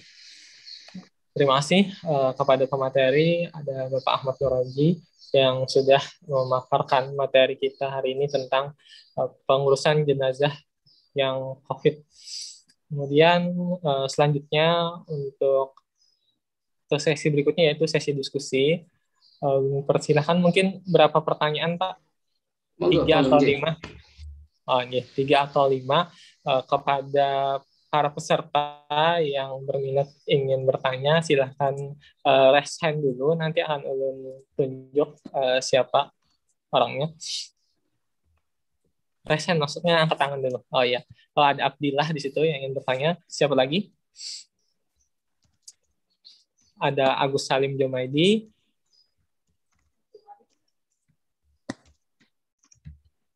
Ya, mungkin 2 ini dulu lah. 2 ini, nanti sambil jalan yang lain. Yang pertama dulu ada Abdillah. Dipersilakan untuk mengaktifkan videonya dan langsung saja bertanya kepada Ustadz Ahmad Nurazi.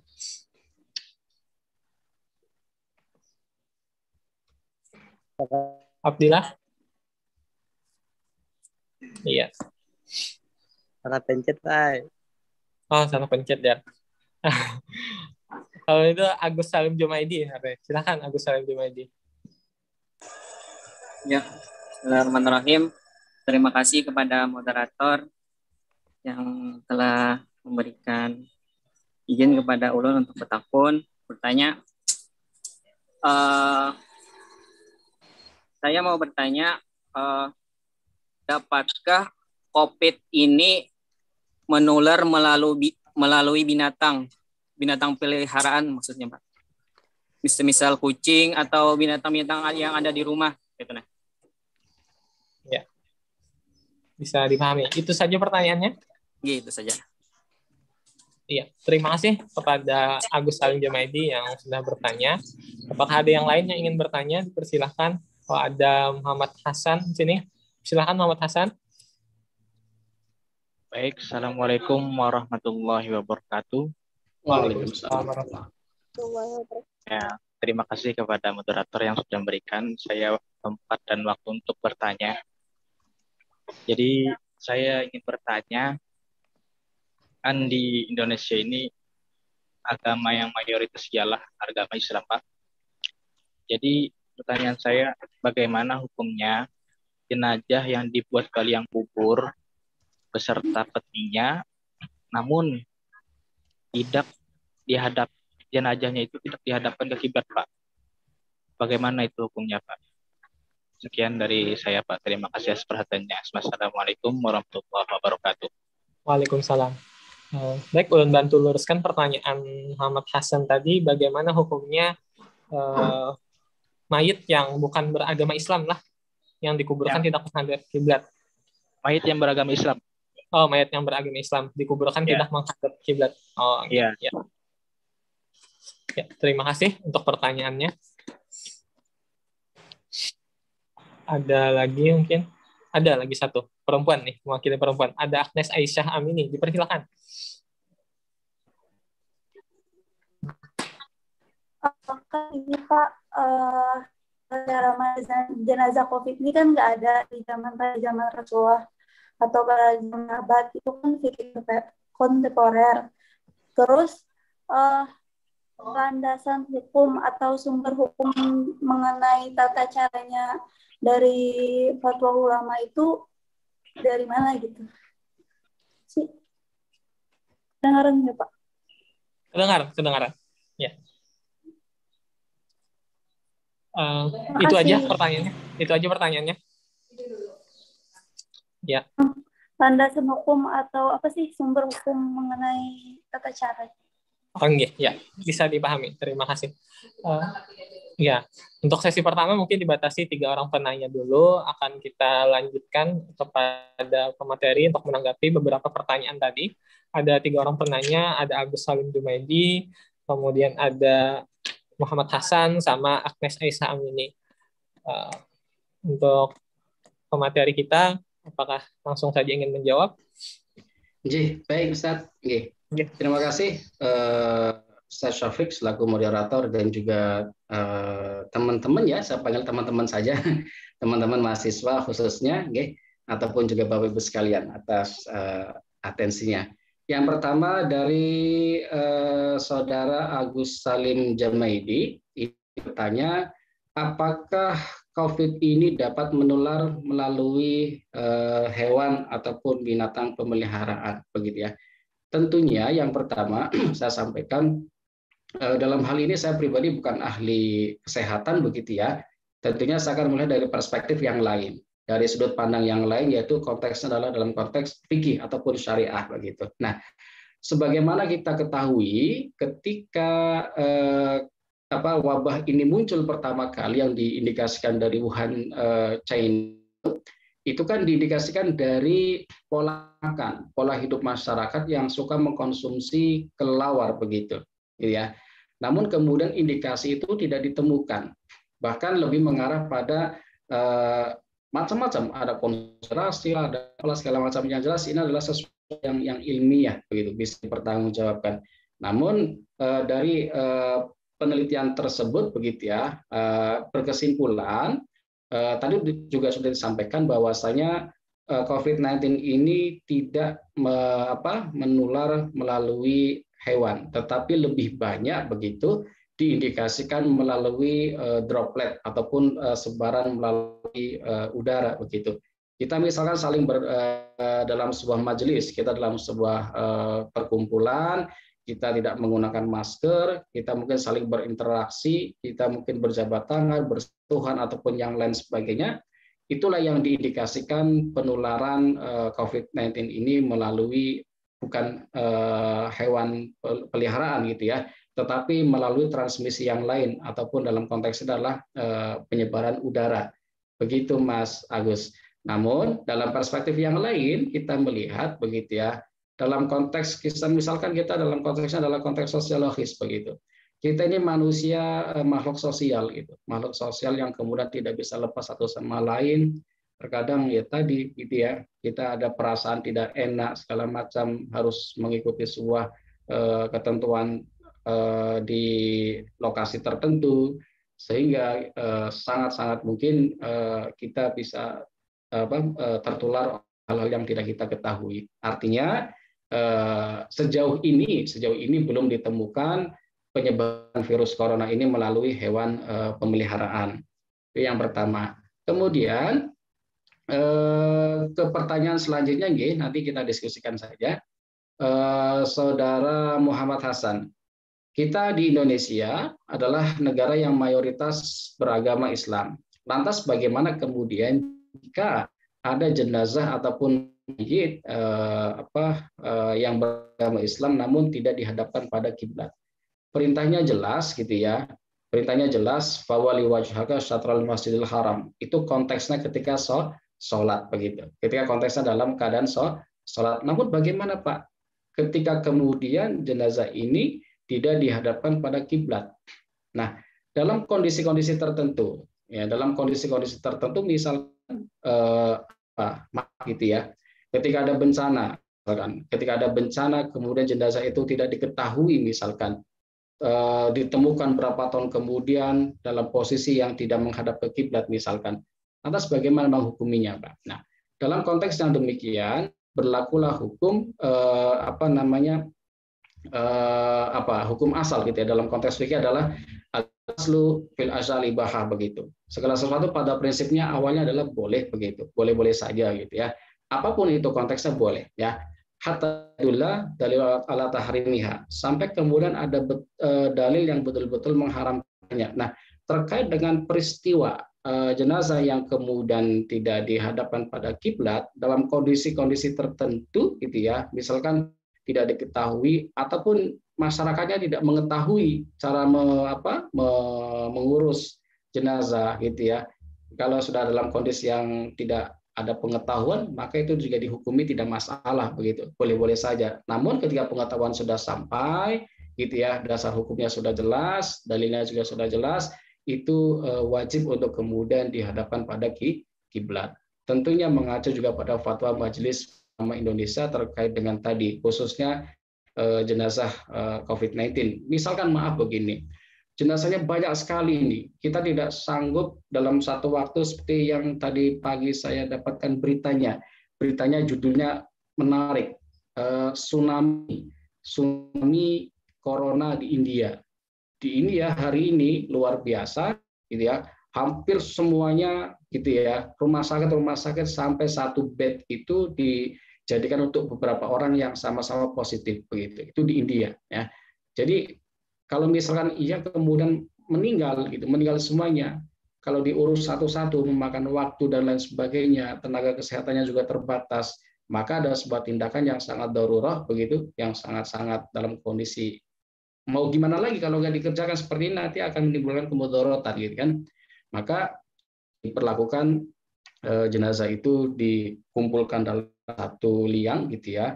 Terkadang tidak tahu misalkan mana kepala, mana posisi kemana. Terkadang petugas juga tidak memperhatikan itu, asal dikuburkan saja. Maka dalam kondisi yang sangat darurat tidak dipersoalkan. Artinya ada alistisna lah, ada pengecualian begitu, nggih. Baik. Kemudian yang ketiga dari saudari Agnes Aisyah. Perkara COVID-19 ini kan tidak ada pada zaman masa Rasulullah SAW begitu ya. Nah, lantas apa dasar hukumnya terkait dengan penanganannya? Betul sekali, betul. Artinya masalah COVID-19 ini adalah perkara yang sifatnya kontemporer, gitu ya.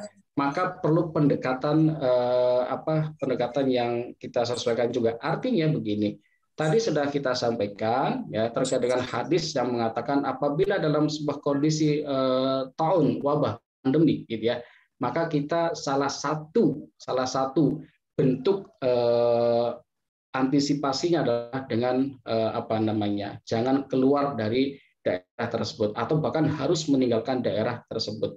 Nah, lantas penanganannya dalam konteks seperti ini sekarang apa Pak dasar hukumnya? Dasar hukumnya adalah kita kembali ke kaidah fikih. Karena apa? Karena dalam Quran misalkan terkait dengan yang bicara secara tekstual ataupun secara leksikal tidak ada yang mengatakan COVID misalkan. Dalam sunnah juga tidak disebutkan istilah COVID begitu. Artinya perkara kontemporer, maka pendekatannya adalah fikih. Nah, ketika pendekatannya fikih adalah ar-ra'yu di situ. Ar-ra'yu artinya adalah bagaimana kemudian para ulama berijtihad, dalam hal ini diwakili oleh Majelis Ulama Indonesia, berijtihad untuk memperlakukan kondisi-kondisi tertentu yang sifatnya adalah darurat. Maka dasar hukumnya adalah fikih. Ad-daruratu tubihul mahdurat, ad-dararu yuzal, gitu kan, al-masyaqqatu tajlibut taisir, dan kaidah darurat yang lain yang tadi saya sampaikan. Maka pendekatannya fikih. Pendekatannya dasar hukumnya dari fikih. Kalau secara globalnya tadi dari hadis yang berkaitan dengan masalah taun gitu ya, masalah wabah, kita harus jangan keluar untuk kemudian ketika dalam kondisi tertentu. Demikian Ustaz Syafiq, silakan sekarang kita perlu didiskusikan, kita diskusikan.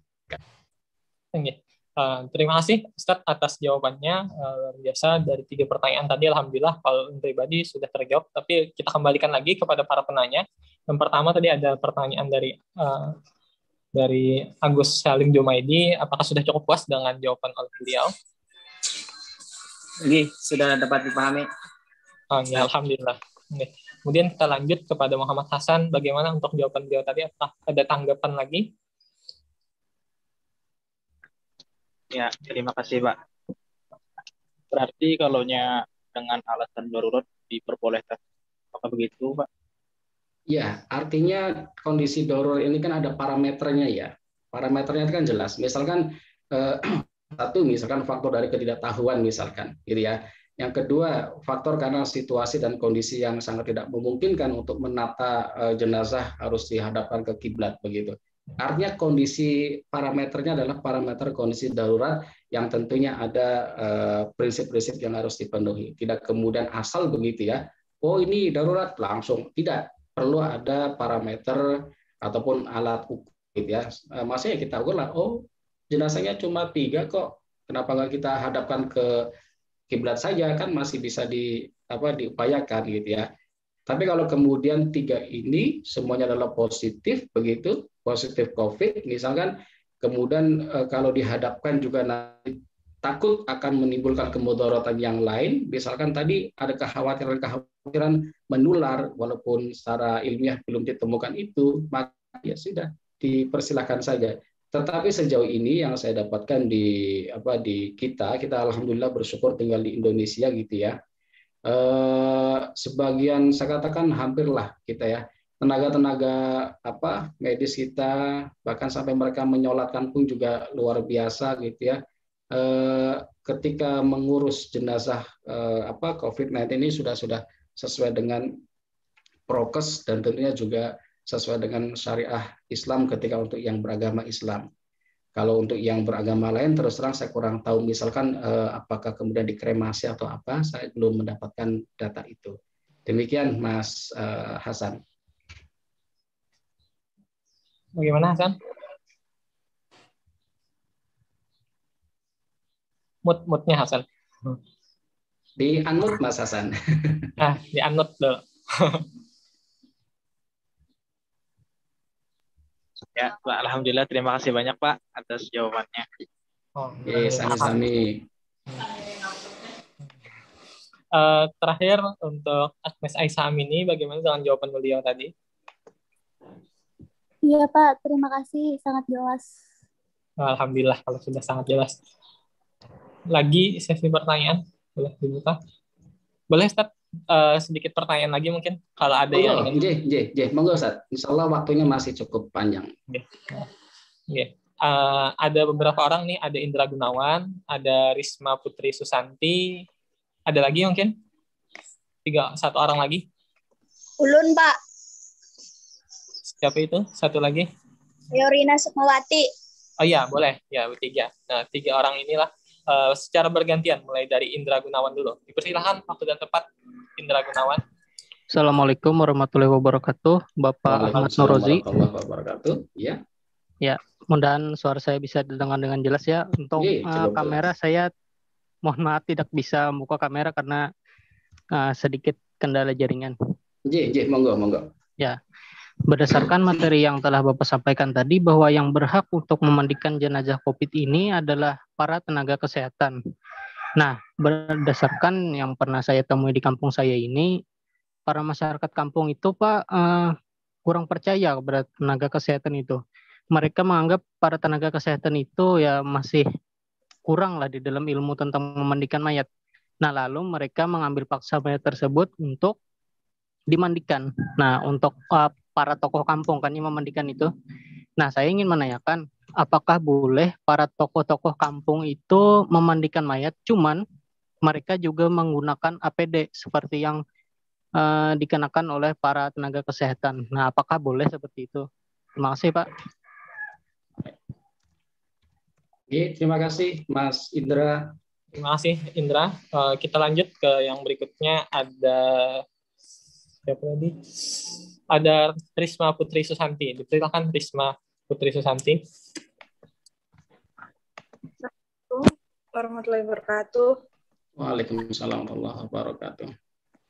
Maaf Pak, sebelumnya rada melenceng dari tema tapi masih berhubungan gitu kan. Tentang vaksin ini. Kan kita lagi puasa nih, tapi mau vaksin Pak. Pernah dengar kayak dalil atau hadis gitu yang bilang kalau misalnya puasa tuh nggak boleh memasukkan cairan ke dalam tubuh. Nah, itu gimana sih Pak hukumnya? Soalnya masih simpang siur gitu loh Pak. Gitu. Baik, Terima kasih ya Pak. Monggo, terima kasih. Terakhir, satu penanya kita ada Eruna Sukmawati. Silakan. Terima kasih. Izin bertanya moderator, kan di sini kita ada COVID. Nah, apabila ada yang terjadi yang kena COVID atau gejala COVID disuruh karantina atau isolasi mandiri. Dan yang ingin saya tanyakan, apa perbedaan antara isolasi mandiri, karantina mandiri, dan menjaga fisik? Sekian, terima kasih.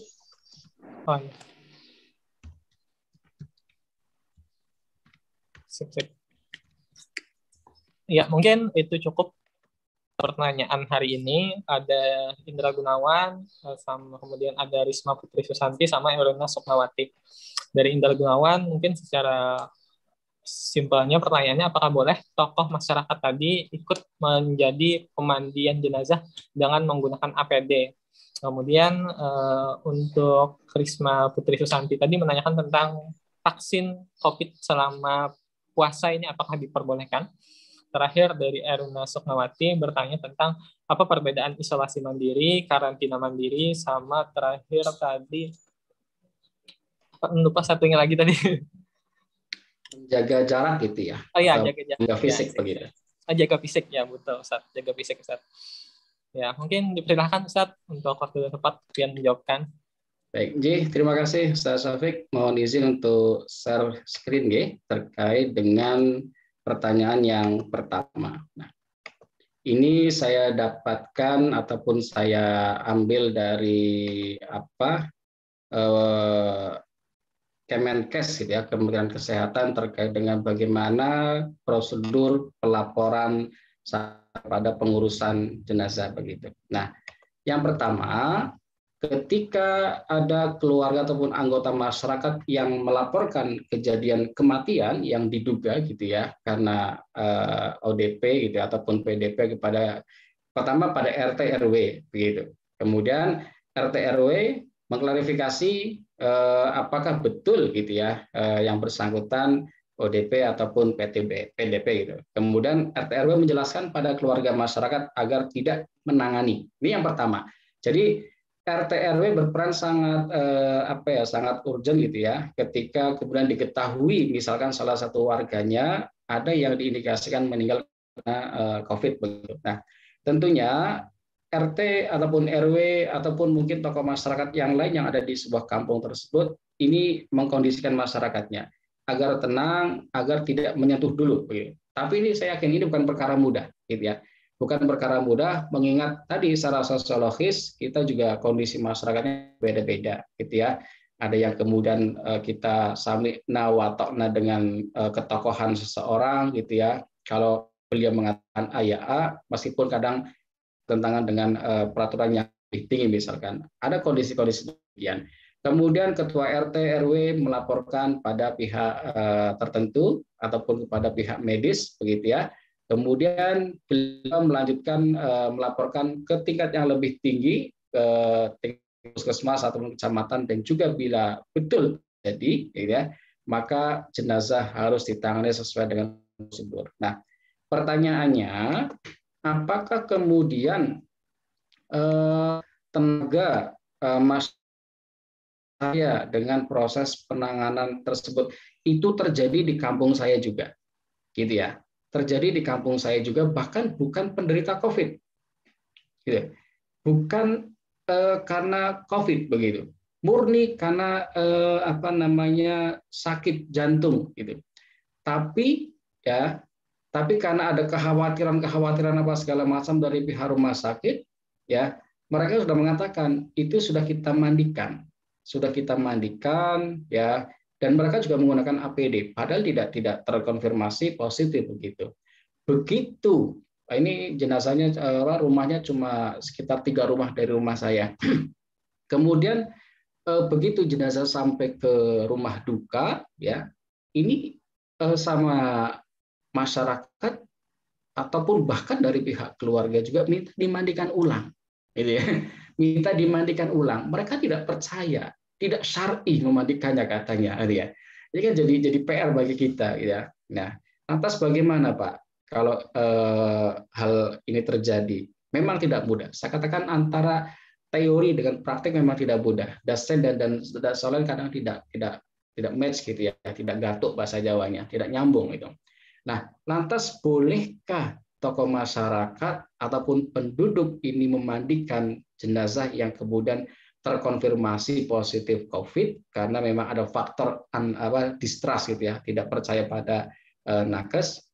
Saya katakan boleh atau tidaknya harus mendapatkan izin dulu dari pihak terkait. Misalkan ya, ini diperbolehkan bahkan kalau kita ngecek di websitenya COVID gitu ya, sebentar, COVID-19 itu mereka juga bekerja sama dengan tokoh masyarakat. Ya, mereka bekerja sama dengan tokoh masyarakat terkait dengan penanganan jenazah COVID-19. Mereka memperbolehkan tokoh masyarakat memandikan ataupun mengurus jenazahnya itu setelah mendapatkan pelatihan dari Satgas ataupun pihak pemerintah setempat terkait dengan penanganan COVID ini. Tentunya bukan pelatihan sebagaimana dari nol gitu, tidak, tetapi terkait dengan keamanan, penggunaan APD dan lain sebagainya. Itu dilakukan oleh tokoh masyarakat. Ini sedang saya buka website Satgas COVID nasional kita. Belum ketemu. Sebentar. Ini saya sambil share screen saja ya, supaya kita lebih.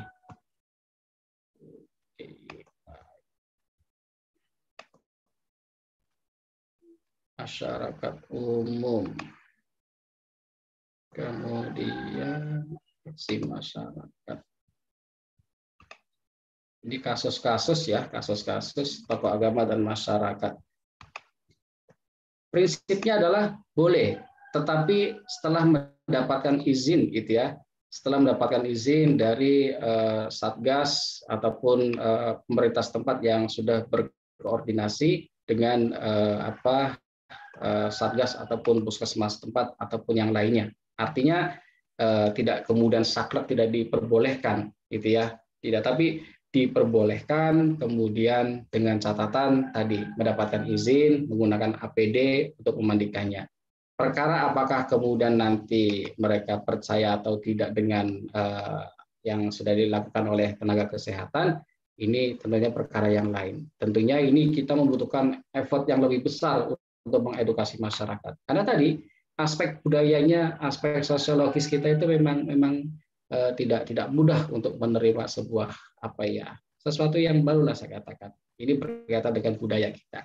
Begitu untuk Saudara Indra, artinya boleh, tentu dengan catatan boleh izin gitu ya, harus izin dengan pihak-pihak terkait ya.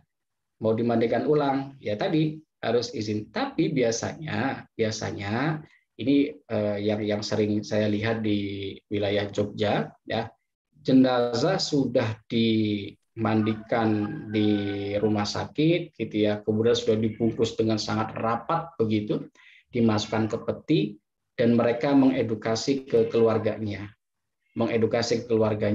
memberikan pemahaman, pengertian, tokoh masyarakat juga dirangkul, bukan dirangkul dalam artian dipeluk, bukan, tapi diajak untuk kemudian kita saling memahami. Dan alhamdulillah sejauh ini untuk di Jogja tidak ada masalah gitu ya.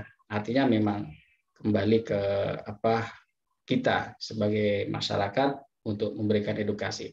Kemudian yang kedua, bagaimana Pak hukum vaksin pada saat bulan puasa gitu ya.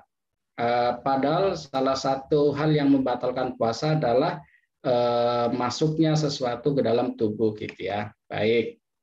Nah, tadi juga sudah sempat kita singgung ya terkait dengan fatwa Majelis Ulama Indonesia terkait dengan swab pada ataupun vaksin pada bulan puasa. Nah, yang dimaksud dengan membatalkan puasa, memasukkan sesuatu itu tentunya melalui jalur yang jalur yang bisa dikatakan jalur konvensional lah, memasukkan sesuatu ke mulut begitu ya, ataupun ke dua lubang-lubang yang lain yang ada pada diri kita, yang tentunya itu dapat membatalkan puasa. Adapun vaksin ini bukan kemudian nanti tidak dimasukkan ke mulut, tidak ke hidung, ke telinga, ataupun ke lubang kemaluan kita, tetapi disuntik. Saya ketika disuntik, alhamdulillah begitu ya, tidak merasakan sesuatu yang cukup berarti, hanya pegel saja ada gitu. Artinya ini tidak membatalkan puasa. Dengan catatan tadi, sesuatu yang dimasukkan itu bukan sesuatu yang haram gitu ya, jelas kehalalannya. Jangankan tidak berpuasa gitu ya, suntik dengan sesuatu yang jelas keharamannya pun tidak diperbolehkan gitu ya.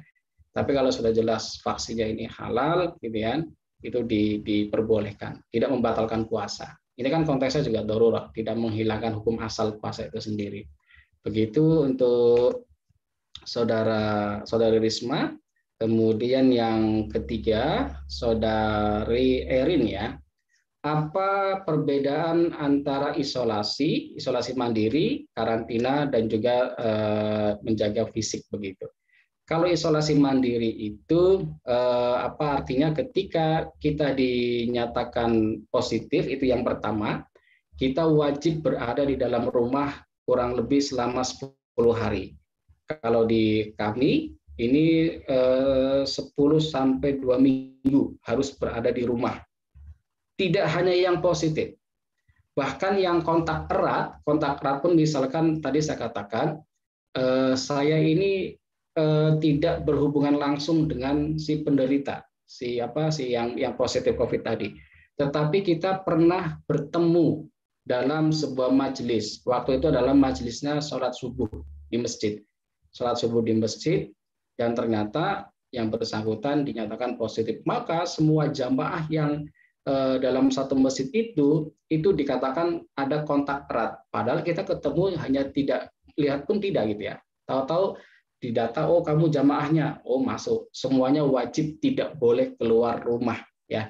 Dan itu sama dengan karantina. Hanya saja kalau karantina ini biasanya ditempatkan pada tempat tertentu. Misalkan kalau di pemerintah menyediakan ruangan khusus gitu ya, ataupun hotel, kemudian kamar satu orang untuk penderita COVID, itu namanya karantina. Kemudian menjaga fisik tadi, kita tidak dianjurkan minimal 1 meter atau 2 meter untuk tidak saling berdekatan gitu ya. Baik itu yang positif maupun yang negatif itu dianjurkan tidak kemudian saling bersentuhan, bahkan harus menjaga jarak. Cuma ngapunten begitu, mohon maaf gitu ya. Ini kita sudah terlalu lama gitu ya. Mungkin sudah terlalu lama tidak ke masjid, tapi kita sudah ke mall, sudah ke pasar, sudah ke tempat-tempat aktivitas lainnya gitu ya. Dengan menetapkan protokol kesehatan juga, maka ayo kita ke masjid lagi berjamaah meskipun dengan menetapkan protokol kesehatan. Karena di Mekah, di Madinah juga sama gitu ya. Mereka juga tetap aktivitas ibadah umroh, sholat wajib sunnah di sana juga tetap diselenggarakan, tetap dengan menjaga jarak. Itu kalau saya parameternya ke situ. Kenapa kemudian kita menyulitkan diri ya? Apakah kemudian nanti tidak sah Pak? Dalilnya kan jelas sawu suhufakum begitu ya. Rapatkan dan luruskan safnya. Saya kira juga ada kondisi-kondisi tertentu yang kemudian memang memaksa kita harus menjaga diri kita. Kan jelas, wala tahlukah kan? Janganlah kita menghancurkan diri kita sendiri. Kita harus ada tindakan untuk mencegah ya. Demikian Saudara Erin, Arisma dan juga Mas Indra Gunawan. Monggo saya kembalikan ke Ustaz Syafiq selaku moderator. Iya, terima kasih Ustadz Muhammad Noroji yang sudah menjawabkan beberapa pertanyaan berikutnya. Yaitu pertanyaan dari Indra tadi sudah dijawabkan oleh beliau. Bagaimana Indra? Apakah sudah cukup puas dengan apa yang sudah dijawabkan oleh beliau? Ya, terima kasih untuk Bapak Ahmad Nurazi atas jawaban dari pertanyaan saya tadi. Mungkin ini sangat membantu ya di dalam kehidupan saya, di dalam bermasyarakat juga. Nah, mungkin tidak ada tanggapan dari saya. Terima kasih. Ya, terima kasih Indra. Kita lanjut ke Risma Putri Susanti dengan jawaban beliau mengenai hukum vaksin tadi. Bagaimana? Ada tanggapan? Nggak ada Kak. Alhamdulillah udah pas kok. Makasih Kak. Pak. Iya. Atau dari yang lain ada ingin menanggapi yang tentang masalah vaksin tadi? Kayaknya ada yang mau angkat tangan. Izin Ustaz mau menanggapi. Iya, silakan. Masalah vaksin itu kan sudah jelas kan.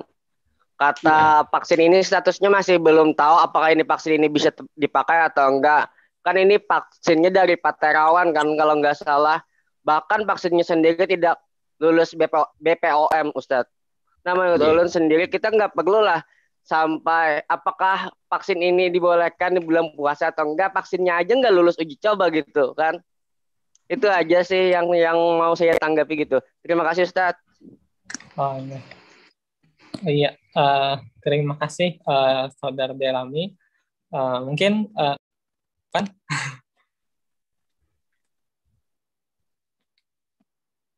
Halo Ustaz. Oke. Mungkin ada tanggapan di atas. Baik. Sedikit terkait dengan vaksin tadi yang disampaikan oleh saudara ataupun Mas Dailami terkait dengan vaksin Nusantara itu namanya. Kalau tidak salah vaksin Nusantara yang kemudian dinyatakan belum lolos uji klinis dan lain sebagainya. Nah, ya ini memang dilematis gitu ya. Memang ada berbagai macam sudut pandang yang berbeda, ada paradigma yang berbeda-beda. ada yang melihat dari aspek politis, ada aspek kesehatan, aspek ekonomi, ataupun kepentingan-kepentingan yang lain gitu ya. Ada yang mengatakan itu kan vaksin karya anak bangsa, kenapa tidak diakomodir gitu ya. Sementara vaksin dari negara yang lain itu diakomodir oleh pemerintah. Itu faktor yang lain. Prinsipnya adalah darul mafasidi muqaddamun ala jalbil masalih. Mencegah kerusakan, kemafsadahan itu lebih baik gitu ya daripada kemudian kita terjebak pada hal-hal yang tidak pasti yang tentunya juga merugikan diri kita sendiri. Saya kira itu. Artinya memang kita kita perlu memaksimalkan potensi kita, keilmuan yang teman-teman dapatkan di pesantren ataupun di kampus untuk kemudian bisa menjadi bahan diskusi terkait dengan COVID-19 ini. Saya kira banyak penelitian terkait dengan COVID, Ustaz, ataupun Ibu Dekan dan yang lainnya. Karena dari aspek psikologis banyak, gitu ya. Dari aspek kependidikan, misalkan ada penelitian efektivitas belajar selama pandemi, gitu ya.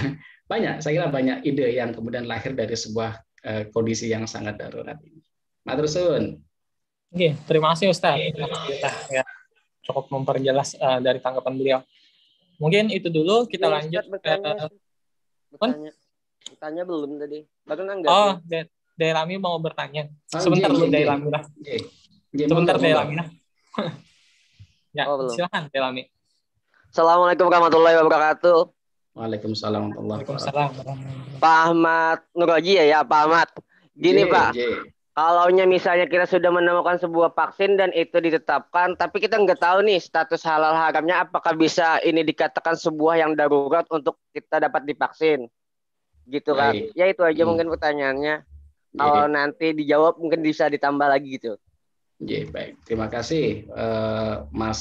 Saya panggil Mas ya, Mas Dailami. Menarik gitu ya. Kalau kita kemudian tidak mengetahui status vaksin itu halal atau haram, tentunya ini kan pernah jadi polemik nih gitu ya. Pernah jadi polemik vaksin, ada vaksin Sinovac, ada vaksin AstraZeneca atau apa saya kok namanya agak sulit disebut itu, yang jelas-jelas terindikasi keharamannya gitu ya. Sementara Sinovac terindikasi jelas kehalalannya. Nah, kalau kemudian status vaksin ini jelas atau tidak jelas kehalalannya, tentunya di situ kan ada lembaga gitu ya, ada BPOM, gitu ya, Badan Pengawas Obat dan Makanan, kemudian juga ada Majelis Ulama Indonesia, ataupun ada pihak-pihak dari pemerintah yang kemudian mengawasi terkait dengan vaksin ini. Nah, lantas kalau yang tidak jelas halal haramnya bagaimana, Pak? Kalau dalam kajian fikih gitu ya, sesuatu yang syubhat, gitu, utruk gitu kan, tinggalkan, gitu ya. Jadi sesuatu yang tidak jelas ataupun syubhat gitu ya, itu perintahnya jelas, ya, utruk, tinggalkan. Itu kaidah fikihnya seperti itu, gitu ya. Jadi kalau melihat sesuatu yang tidak jelas, tinggalkan saja. Kita menemukan barang nih, nemu dompet nih, nggak jelas ini punya siapa, mau dikembalikan juga nggak tahu alamatnya, segala macam. Kita ambil nggak? Tinggalkan, bukan hak kita. Kalaupun mau kita ambil, kemudian kita umumkan selama kurang lebih 1 tahun, baru kemudian kalau tidak ada yang klaim itu kita ambil, bokotoh namanya, kan? Nah, kalau sesuatu yang tidak jelas halal haramnya terkait dengan vaksin, gitu ya, memang ini masyarakat banyak yang menolak, gitu ya. Namun lagi-lagi kita tidak bisa menolak regulasi pemerintah. Pemerintah mengatakan semuanya wajib divaksin. Ya, kalau tidak akan ada sanksi. Itu yang kita sulit menolak itu. Tapi secara pribadi, kalau saya secara pribadi saya katakan saya wajib menolak sesuatu yang haram itu. Gitu ya. Saya wajib menolak yang syubhat itu. Tinggalkan saja yang syubhat. Tapi ya tadi beberapa kolega saya juga tidak semuanya mau divaksin walaupun vaksin itu jelas tingkat kehalalannya. Jadi memang pada perkembangannya gitu ya, tidak kemudian semuanya mau divaksin itu. Tapi apalah kemudian kita berupaya gitu ya, berupaya menjaga diri kita dengan vaksin itu supaya kita juga bisa selamat. Tentunya kalau kita selamat, kita sehat, kita bisa melakukan aktivitas ibadah yang lainnya untuk kemudian lebih mendekatkan diri kita pada Allah Subhanahu wa taala. Saya kira itu Mas Dailami ataupun Ya, juga Ustaz. Nanggapi sedikit, Ustaz. Ji, monggo. Nanggapi, Pak.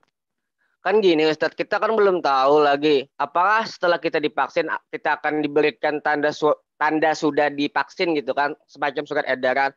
Kalau menurut seperti Bapak tadi bilang kan bahwa keluarga Bapak, kata Bapak kan ya yang nggak mau divaksin katanya. Terus gimana gitu menjalani hidup tanpa ada surat itu kan nggak bebas kemana-mana. Karena kalau kita melawan aturan kan, ya melawan regulasi pemerintah, mungkin kitanya juga yang sulit kan. Harus kemana-mana, harus punya alat bukti seperti SIM lah ibaratnya gitu kan. Belum kita kemana-mana ke luar daerah gitu kan.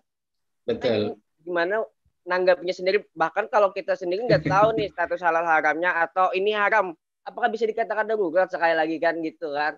Masih belum kejawab, Ustaz. Baik.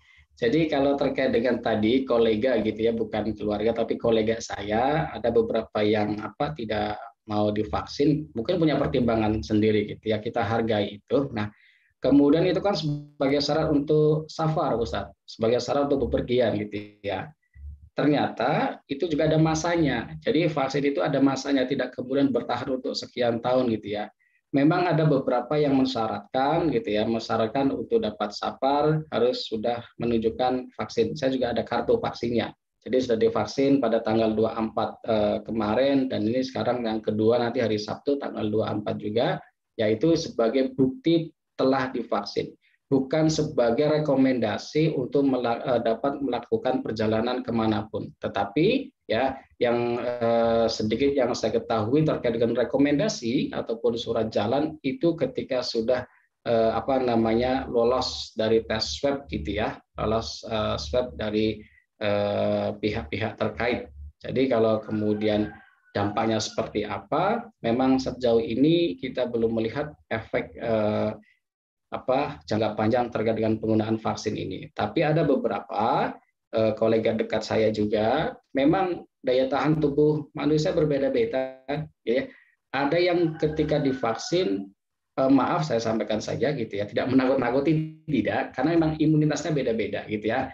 Ada yang divaksin kemudian lengannya itu memerah, gitu ya, bahkan sampai mengoreng itu ada. Itu memang karena daya tahannya berbeda gitu ya. Ada juga yang setelah divaksin berapa hari kemudian sininya timbul ya. Tapi itu sudah ada tindakan bukan preventif. Artinya dari tenaga kesehatan, dari pihak pemerintah sudah menyediakan layanan tersendiri manakala terjadi ekses bawaan setelah divaksin ada dampak apa-apa gitu ya. Itu agar segera melapor, dan sejauh ini masih bisa ditangani gitu ya, artinya tidak pada hal-hal yang sangat-sangat mudarat. Maka ini betul kembali ke diri kita sendiri ya, kita memang posisinya sangat dilema gitu ya, harus ikut aturan pemerintah, satu sisi kita juga ingin menjaga diri kita sendiri. Demikian Ustadz dan Mas Dailami. Oke, terima kasih Pak Ahmad Nurhaji, terima kasih moderator. Mungkin saya sudah terjawab ya, gitu kan. Kita teruskan lagi itu diskusinya atau ya silakan kepada moderator untuk membimbing lagi, Pak Taufik. Iya, terima kasih Ustadz Nurhaji atas jawabannya. Terima kasih juga atas Dailami tanggapannya. Rasa tadi terakhir untuk pertanyaan Eruna Sukmawati pun sudah cukup jelas bagaimana Eruna Sukmawati. Kalau sudah keluar mungkin lah. Rasa sudah cukup jelas Bang tentang perbedaan antara isolasi mandiri, karantina mandiri sama jaga fisik tadi. Mungkin ini Ibu Dekan kebetulan mati laptop beliau, jadi beliau tadi sudah keluar. Mungkin ulun akhiri saja diskusi hari ini. Sebenarnya kiranya mungkin ada banyak yang ingin bertanya juga, tapi karena waktu juga yang sudah menunjukkan 1:30, ulun rasa dicukupkan saja diskusi kita hari ini. Sebelum ditutup, mungkin ulun ada sedikit menyimpulkan penyampaian materi hari ini, di mana pada materi hari ini, alhamdulillah ada Ustadz yang memberikan materi, yaitu materi tentang pengurusan jenazah dengan terindikasi COVID tadi. Ada fatwa MUI yang diajukan beliau di situ. Beliau di situ memberikan step by step-nya, mulai dari pemandiannya, kemudian pengafanannya, penguburannya, sampai pensolatannya pun juga di situ ada beliau jelaskan di situ. Kemudian ada beberapa diskusi juga tadi disampaikan di situ. Tercatat di sini kurang lebih ada 7 orang yang bertanya. Bukan 7 lah, tapi 6. Ya 7 ya, 7. Yang pertama tadi yang ditanyakan oleh siapa pertama tadi lah? Ada Muhammad Hasan tadi, kemudian dilanjutkan Agus Salim Jumaidi sama Agnes Aisyah Amini. Yang mana Agus Salim Jumaidi tadi bertanya tentang hukum, bagaimana bagaimana penyebarannya virus COVID ini, apakah bisa lewat binatang atau hewan peliharaan. Nah, sejauh ini dari jawaban beliau tadi yang tangkap bahwa memang sejauh ini tidak ditemukan dari hewan peliharaan, yang justru ditemukan adalah lewat udara atau droplet. Jelas di situ lewat penelitian memang dari orang berkumpul-kumpul, kemudian masih ada. Orang berkumpul-kumpul, kemudian bersalaman dan lain-lain, yang mana mereka tidak menggunakan masker. Nah, di situ sarang atau udara yang saling berkumpul tadi, disitulah sumber penyebaran yang selama ini terus meningkat. Dilihat dari data yang disampaikan oleh beliau tadi, dari awal April, mungkin Maret lah, COVID ini kan awal-awalnya Maret, akhir Maret ke April, sampai April tanggal hari ini itu meningkat tadi di diagram yang beliau sampaikan. Di situ terlihat memang sejauh ini usaha pemerintah sudah sangat maksimal sebenarnya dalam hal penanganan COVID. Namun dari kesadaran individu juga mungkin yang masih banyak yang kurang percaya bahwa COVID ini ada. Kemudian pertanyaan lain dari Muhammad Hasan tadi tentang kiblat. Bagaimana untuk jenazah COVID yang mungkin tidak urus jenazah, kalau dikuburkan jenazahnya tidak menghadap kiblat. Kalau memang dari konteks sholat harus menghadap kiblat. Nah, biasanya kan kalau orang mau berkan harus menghadap kiblat. Tapi ada pengecualian kalau dalam kondisi darurat, seperti yang disampaikan oleh beliau tadi. Dalam kondisi darurat, memungkinkan saja kalau ada ditemukan bencana tertentu atau yang lain-lain, kemudian beberapa mayit dikumpulkan di situ, kemudian beberapa mayit tadi tidak dihadapkan ke kiblat, itu karena darurat, ya tidak apa-apa karena melihat konteks darurat tadi. Tapi tetap diusahakan untuk yang orang Islam itu menghadap kiblat. Dan kalau menurut beliau tadi juga untuk agama lain sama, ulun pribadi juga kurang tahu apakah ada menghadap kiblat atau tidak, atau dikremasi dan lain-lain, sama ulun pribadi juga tidak tahu. Kemudian ada pertanyaan berikutnya dari Agnes Aisyah Amini, yaitu mengenai landasan hukum dari tata cara pemandian COVID ini. Dari yang beliau sampaikan tadi adalah dari hadis, ulun tangkap dari hadis, yang mana itu yang membahas tentang wabah atau taun. Kemudian lewat pendekatan fikih, di mana pendekatan fikih tadi lewat bil ro'yi atau lewat ra'yu pemikiran, lalu ulama beristihad. Ada di Indonesia namanya Majelis Ulama Indonesia. Kemudian di situ menggunakan kaidah-kaidah darurat, ya, seperti halnya ad-daruru yuza dan lain-lain. Disitulah awal mula kenapa penanganan COVID ini tadi menggunakan cara khusus, seperti halnya menggunakan APD dan lain-lain. Next, pertanyaan berikutnya dari Indra Gunawan. Indra Gunawan menanyakan apakah tokoh masyarakat itu boleh ikut memandikan jenazah atau dengan menggunakan APD tadi. Dijawab oleh beliau, untuk boleh atau tidaknya tadi yang paling penting itu adalah izin dulu. Apakah diizinkan oleh Satgas COVID atau tidak? Itu dulu yang pertama. Kemudian yang kedua, kalau memang diperbolehkan, sebenarnya memang diperbolehkan, tapi harus atau setelah mendapatkan pelatihan dalam hal penanganan pengurusan jenazah. Di sini bukan pengurusan dalam hal memandikan saja, tapi dalam hal penanganan penggunaan APD dalam hal penanganan mayit COVID tadi. Di situ tadi beliau sempat hendak membukakan di website Satgas Covid. Lun rasa Lun juga pernah lihat itu Ustaz, cuman tadi kebetulan tidak ketemu. Lun rasa untuk jawaban pertanyaan Indra ini pun juga cukup jelas. Kemudian untuk masalah di masyarakatnya menerima atau tidak, ini kembali lagi ke masyarakatnya, karena kita tahu di masyarakat kita mungkin seperti dikenal sulit menerima sesuatu yang asing atau sesuatu yang baru itu. Jadi ini nanti kembali lagi ke masyarakatnya apakah bisa menerima atau tidak. Tapi kalaunya dalam hal masalah ini tetap harus taat kepada aturan pemerintah. Kemudian tentang berikutnya ada dari Risma Putri Susanti, masalah vaksin. Mungkin ini berkaitan dengan apa yang ditanggapi oleh Delami. Untuk masalah vaksin, kalau yang dihukumkan sesuatu yang masuk ke dalam diri tadi, kalau menurut Ustadz itu diperbolehkan dan tidak membatalkan puasa. Kemudian ditanggapi oleh Delami, ini kalaunya masalahnya vaksinnya tidak diketahui halal atau haramnya, itu bagaimana? Panjang tadi pembahasannya, tapi intinya yang ulun tangkap tadi, kenapa kita menerima vaksin ini, karena memang ada regulasinya dari pemerintah, khususnya bagi para pegawai yang bekerja di kantor, mereka ada instruksi dari atasan untuk harus divaksin. Jadi mereka mau tidak mau harus divaksin. Untuk masalah halal atau tidaknya, kalau tidak salah, memang dari MUI ada yang memberikan vaksin yang memang ada yang halal. Ulun rasa dari pihak instansi pun pasti juga akan memilihkan vaksin yang halal. Seperti halnya vaksin Sinovac. Ulun kurang tahu apa yang di luaran itu, apakah yang digunakan vaksin yang bukan yang halal.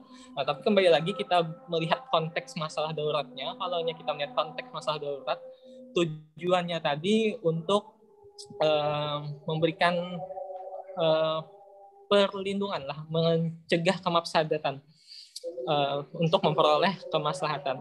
Kemudian ada juga tadi ditanggapi masalah sertifikat vaksin itu berlakunya sampai kapan. Di situ dijelaskan oleh Ustadz juga, ini sebenarnya bukan berlaku selamanya, tapi ada jangka masanya.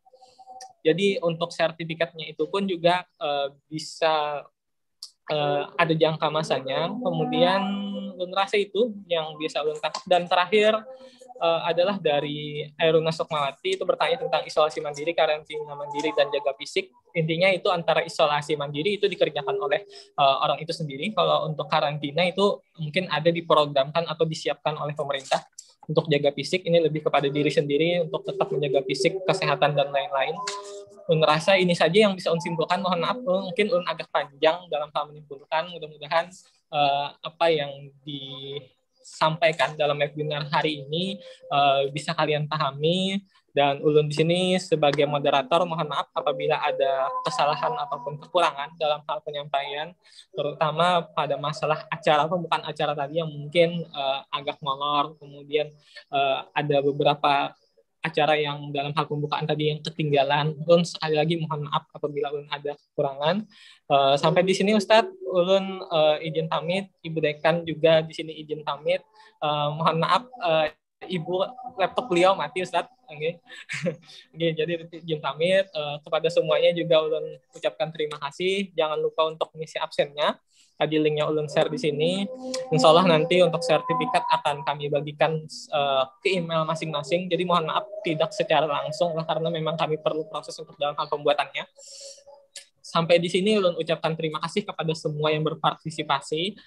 Akhirul kalam, wabillahi taufiq wal hidayah. Wassalamualaikum warahmatullahi wabarakatuh.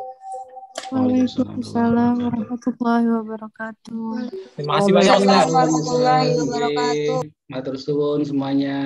Nggih Ustaz. Selamat berpuasa nggih. Matur suwun. Nggih, matur suwun. Nggih. Kian mau mohon izin untuk pamit nggih Ustaz. Nggih, ya Ustaz. Terima kasih banyak Ustaz. Nggih, matur suwun. Assalamualaikum. Terima kasih banyak. Waalaikumsalam warahmatullahi wabarakatuh.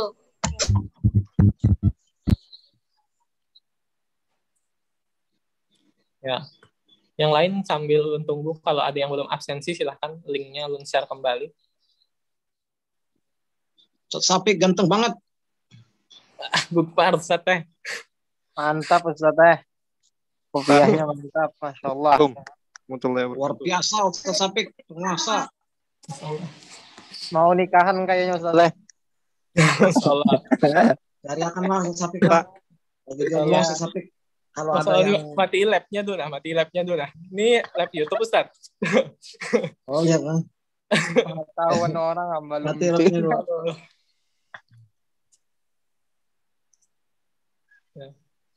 Bapak Sapik. Pun.